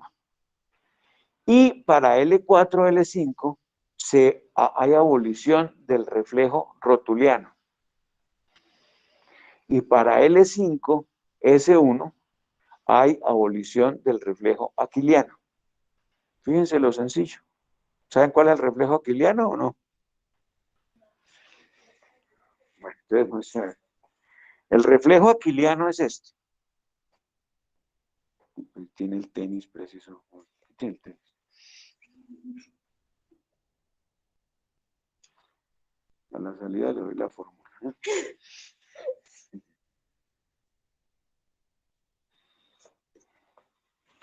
Entonces, ¿sí ven? ¿Sí lo ven? Ella lo está inhibiendo. ¿Por qué? Mire, no es que el doctor no sepa, yo sé que lo está inhibiendo. ¿Por qué? Porque está penada y está estresada. No, yo casi no tengo buenos reflejos. No, eso no se llama ni buenos ni malos. Qué bueno que lo dijiste, mi corazón, porque eso no es que uno tenga buenos ni malos reflejos. Eso no quiere decir nada. Tú lo tienes porque lo exploré al comienzo. Entonces, ¿qué pasa? Estos reflejos, si yo le digo a usted que haga así, duro, duro, duro, duro, duro, ahora duro, ahora duro. Viene lo que se llama la distracción sensorial, ahí aparece el reflejo otra vez, ¿sí lo ven? Entonces, ¿qué pasa? Estamos distrayendo. Cuando alguien no quieren que usted salga con un muchacho, ¿qué le dicen? Piénselo, ¿no es cierto? ¿Sí o no? ¿Sí? Y si uno piensa, ¿qué termina haciendo? No termina no saliendo, porque la corteza cerebral es inhibidora. Por eso es que hay veces que no hay que pensar, uno se lanza ya en los brazos del amor, ¿sí? Entonces, la corteza cerebral es inhibidora. Cuando un paciente tiene lesión de la corteza cerebral, esa inhibición se quita. Entonces hay hiperreflexia, que es uno de los signos de la lesión de la neurona motora superior. Acuérdense que hay una neurona que va de los nervios periféricos hasta la médula. Y de la médula se hace una sinapsis con la segunda neurona que va hasta, subiendo por la cápsula interna hasta la corteza motora, ¿sí? Entonces, si usted tiene lesión de neurona motora inferior, hay hiperreflexia, que es lo que ustedes ven en los viejitos con un accidente cerebrovascular, ¿sí? Entonces, no es tener ni buenos ni malos reflejos, eso no existe, sino simplemente ocurre eso. Y aquí, perdón el otro, póngase así. Claro que es que aquí no es propiamente el sitio especial, entonces uno aquí ve la contracción que hay del cuádriceps, que ella lo tiene inhibido, eso sí es. Eso es muy común que se presente, ¿sí? No lo tenemos muy fácil, aquí se ve, ¿sí lo ven?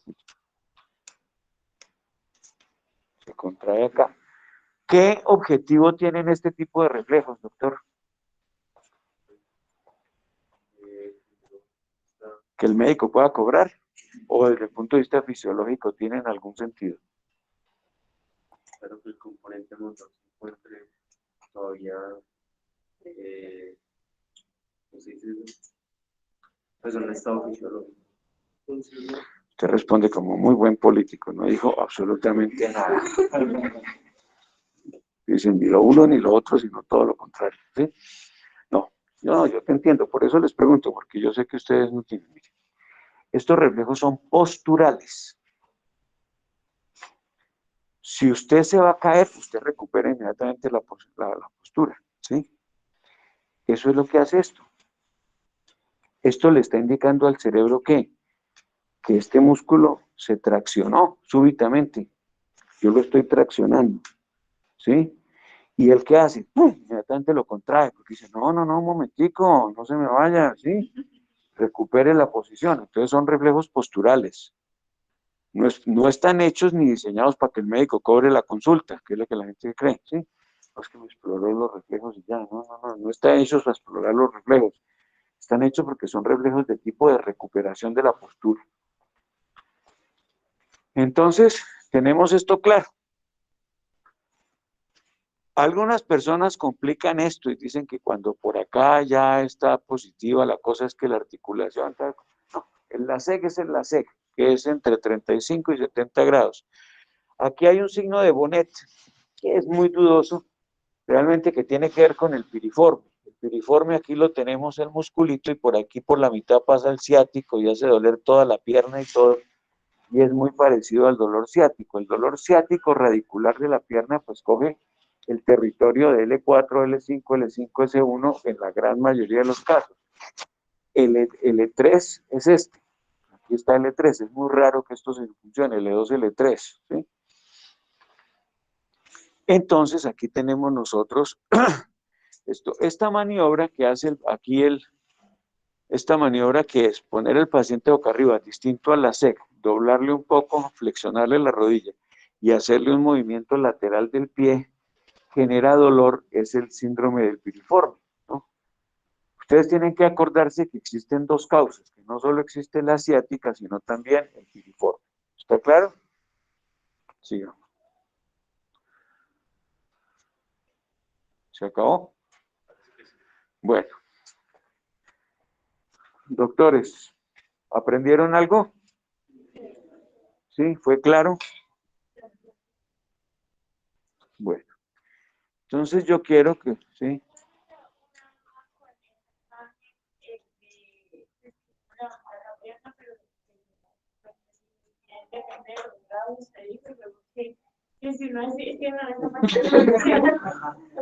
Eso se dice, doctor, explique bien que yo estoy pagando, carajo. Sí, claro, bien, eso está bien. Eso está, a mí me gusta mucho eso, que me digan eso, porque es que uno a veces da por sentadas muchas cosas. Y, mira, paciente en decúbito supino. Se coge el pie se coge acá, ¿sí? En el talón. Se fija la cadera y se levanta. Si el paciente siente dolor aquí, que es que lo más común que a uno le pasa es que aquí viene la tracción del nervio y viene el dolor. Ese es un LASEC positivo. El LASEC positivo es el cuarto signo meningio. ¿Por qué? Porque es una tracción de las meninges. Realmente las meninges a nivel o una tracción de la dura madre a nivel de la columna lumbar. ¿Sí? Entonces tenemos la rigidez nucal, el Kernig del Brudzinski y el signo de la SEC como el cuarto signo que tiene que ver con eso. Es muy importante hacerle el examen completo al paciente. Fíjense que es la flexión, ¿sí?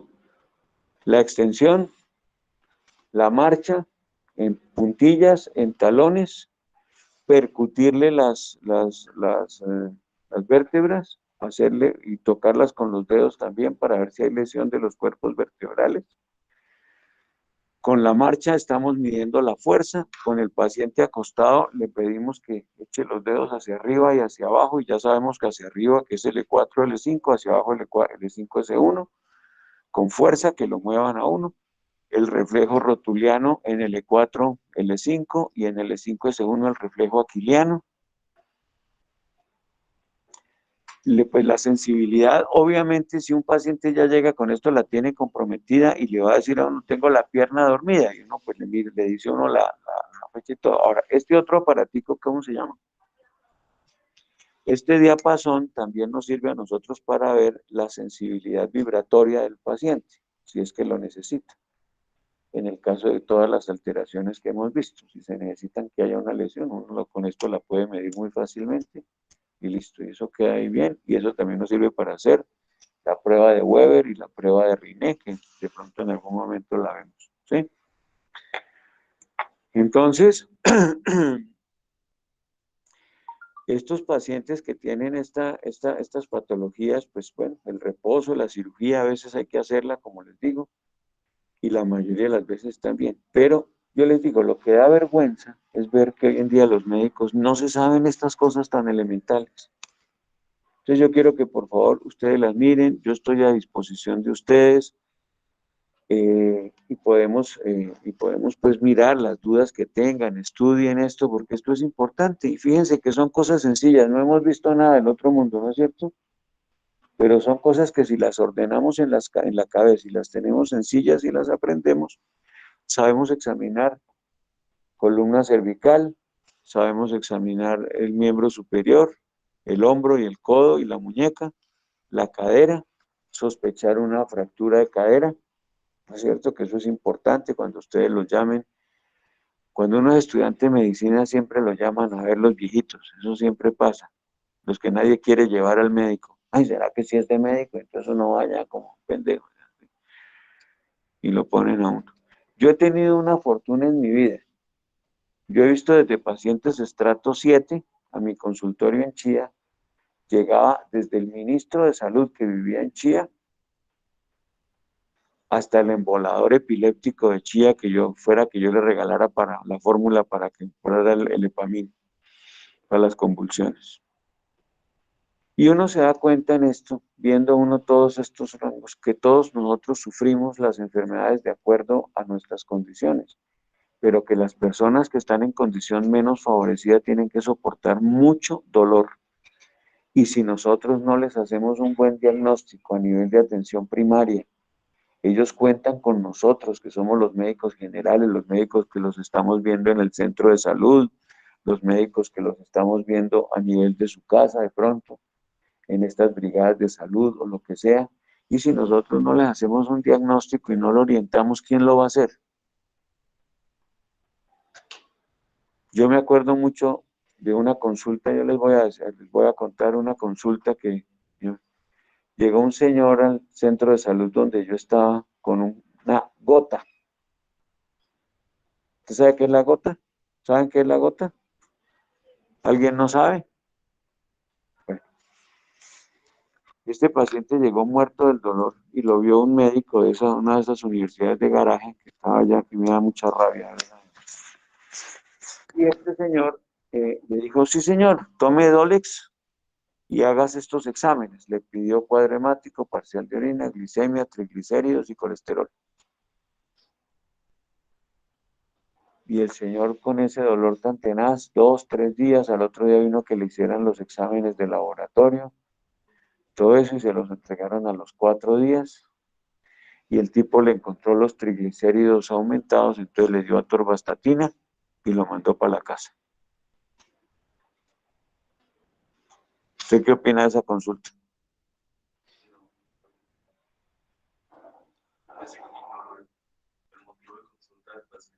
¿Qué tipo de sangre tiene ese médico? HP positivo, ¿cierto? El colmo de la ignorancia. Entonces el señor pues pidió cita conmigo, y yo era el de consulta externa, y cuando me vio llegar, lo vi llegar y dije, ¿qué le pasó? No, doctor, es que me estoy tomando esa atorvastatina, pero es que eso no me hace para el dolor, doctor, yo estoy muy mal. Entonces, pues él está colchimedio, su antiinflamatorio, y al otro día el viejo estaba feliz, ¿sí? Eso no salió en el periódico. Lo que yo le digo a mis estudiantes siempre, nada de lo que hacemos sale en el periódico, eso no es, pero para la gente es muy importante que uno sepa exactamente qué está haciendo. Una señora que no es que venga el diclofenaco para estas manos que las tengo tiesas o para este hombro, no. ¿Usted qué hace con un paciente que está desarrollando dolor de hombro y trabaja en un cultivo de flores? ¿Usted qué hace? ¿Ah? Hable duro, duro, duro. ¿Ah? Infiltración, cambios en el método pero Excelente, doctora. Eso es lo que hay que hacer, pero entonces, ¿cómo? esa señora hay que mandarla a medicina del trabajo. Uno tiene que tomarse el tiempo porque es que resulta que el patrón no le importa o cree que se está haciendo. Entonces son pacientes que se deben derivar a medicina laboral o medicina del trabajo o salud ocupacional, como lo quieran llamar. Y tomarse uno el trabajo, porque es que si no va a suspender esa actividad, si no la cambian de ahí, esto cada vez va a ser peor. Entonces uno tiene que hacer eso, ¿sí? Y fíjate que tú estás bien orientada, es que hay que cambiar, hay que cambiar la cuestión. ¿Que nos van a echar de aquí ya o qué? Ah. Entonces fíjense que eso es lo importante. Usted no le va a decir al señor, no, deja de jugar tenis o deja el golf. No, pues madre, este señor barrendero hay que mirar a ver qué hacemos con él. Hay que enseñarle alguna manera, tenemos que llevarlo a alguna consulta de fisiatría para que su rehabilitación y pueda desarrollar su actividad, que miren qué error está cometiendo al tomar sus elementos de trabajo y todo, porque si no, no estamos haciendo nada. Entonces, si vamos a hacer consulta de EPS, ¿qué es? Bueno, ¿qué le pasa? ¿Qué tiene? ¿Trajo la fórmula? Sígase tomando lo mismo. Y ya, eso es la, ¿sí o no? Nosotros no podemos caer en eso. A los pacientes hay que examinarlos. Mire, a mí ese cuento de que la consulta dura 20 minutos, a mí mi paciente dura lo que se necesite. Y yo veía 27 pacientes diarios. Y terminaba más temprano que todo el mundo. ¿Por qué? Porque sabía lo que tenía que hacer y iba dirigido a lo que tenía que hacer. Hay que hacer esto, ¿sí? Entonces, es importante que uno haga estas maniobras que ustedes vieron, van a tener más oportunidad. De pronto ahorita no, yo por eso les dejé en la presentación las fotografías más relevantes para que ustedes las apropien, las ensayen, ¿sí? Y puedan hacerlas y verá que así se llega al diagnóstico, se pueden hacer diagnósticos, se pueden pues, tener una teoría acerca de cuál es la patología que tiene el paciente y poderla llevar a cabo, y poderlo llevar a cabo. Cuando usted corrige los factores de riesgo, por ejemplo, llega una paciente con un sobrepeso muy importante a quejarse de dolor de rodillas. ¿Qué hago con ella?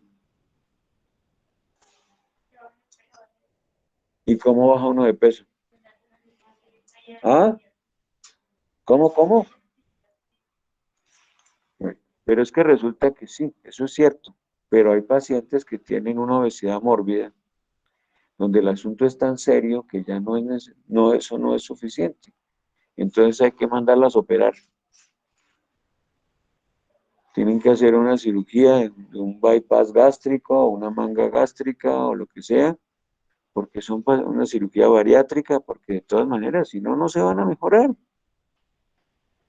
Porque es que si una persona llega y todas las veces, ¿por qué me duelen las rodillas? Pues, señora, porque cada kilo que usted además es como si usted le diera un martillazo de 20 kilos a sus rodillas.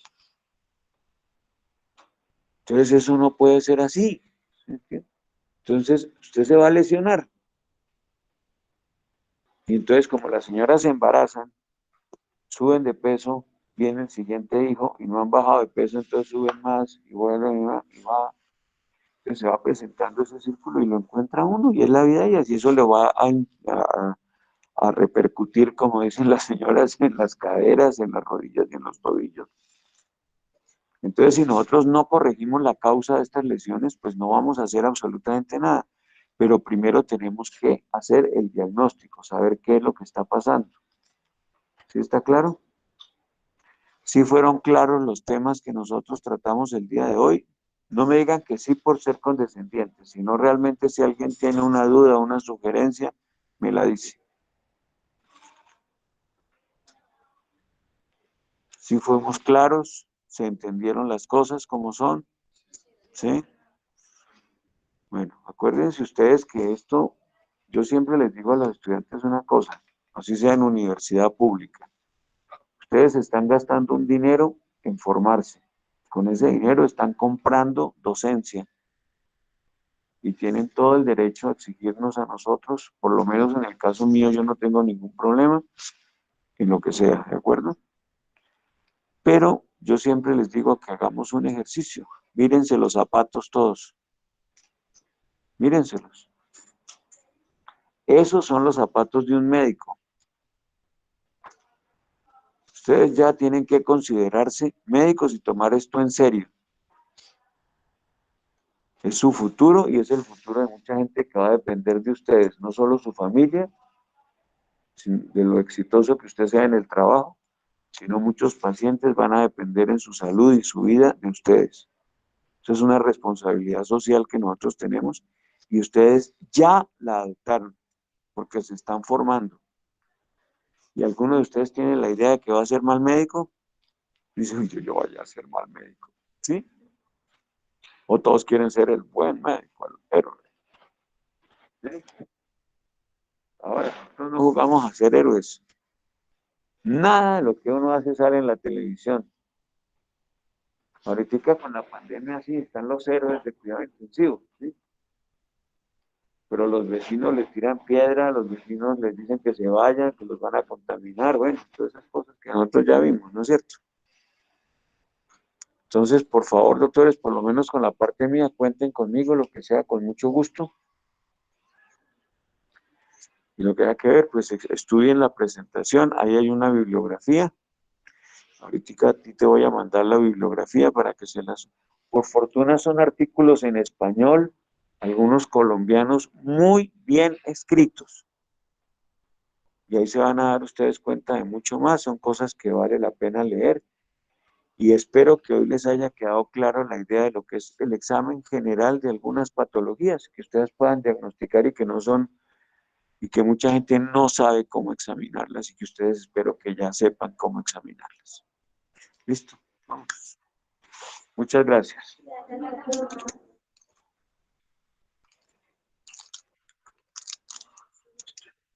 Se siente uno muy raro siendo filmado, les cuento. Eso se llama pánico escénico, ¿no?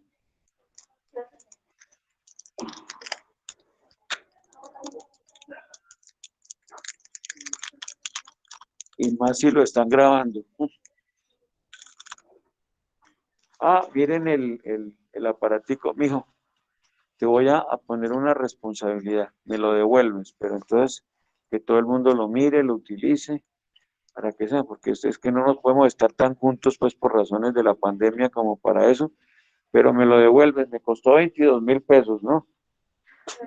Lo tuve que comprar aquí. Entonces, para que ustedes lo miren, me lo devuelves en estos días, mijo. No, sí, que lo tengan, que miren, que jueguen con él, porque, pues, mira, mire, la bolsita, pues. Espérese, ¿qué es lo que yo tengo?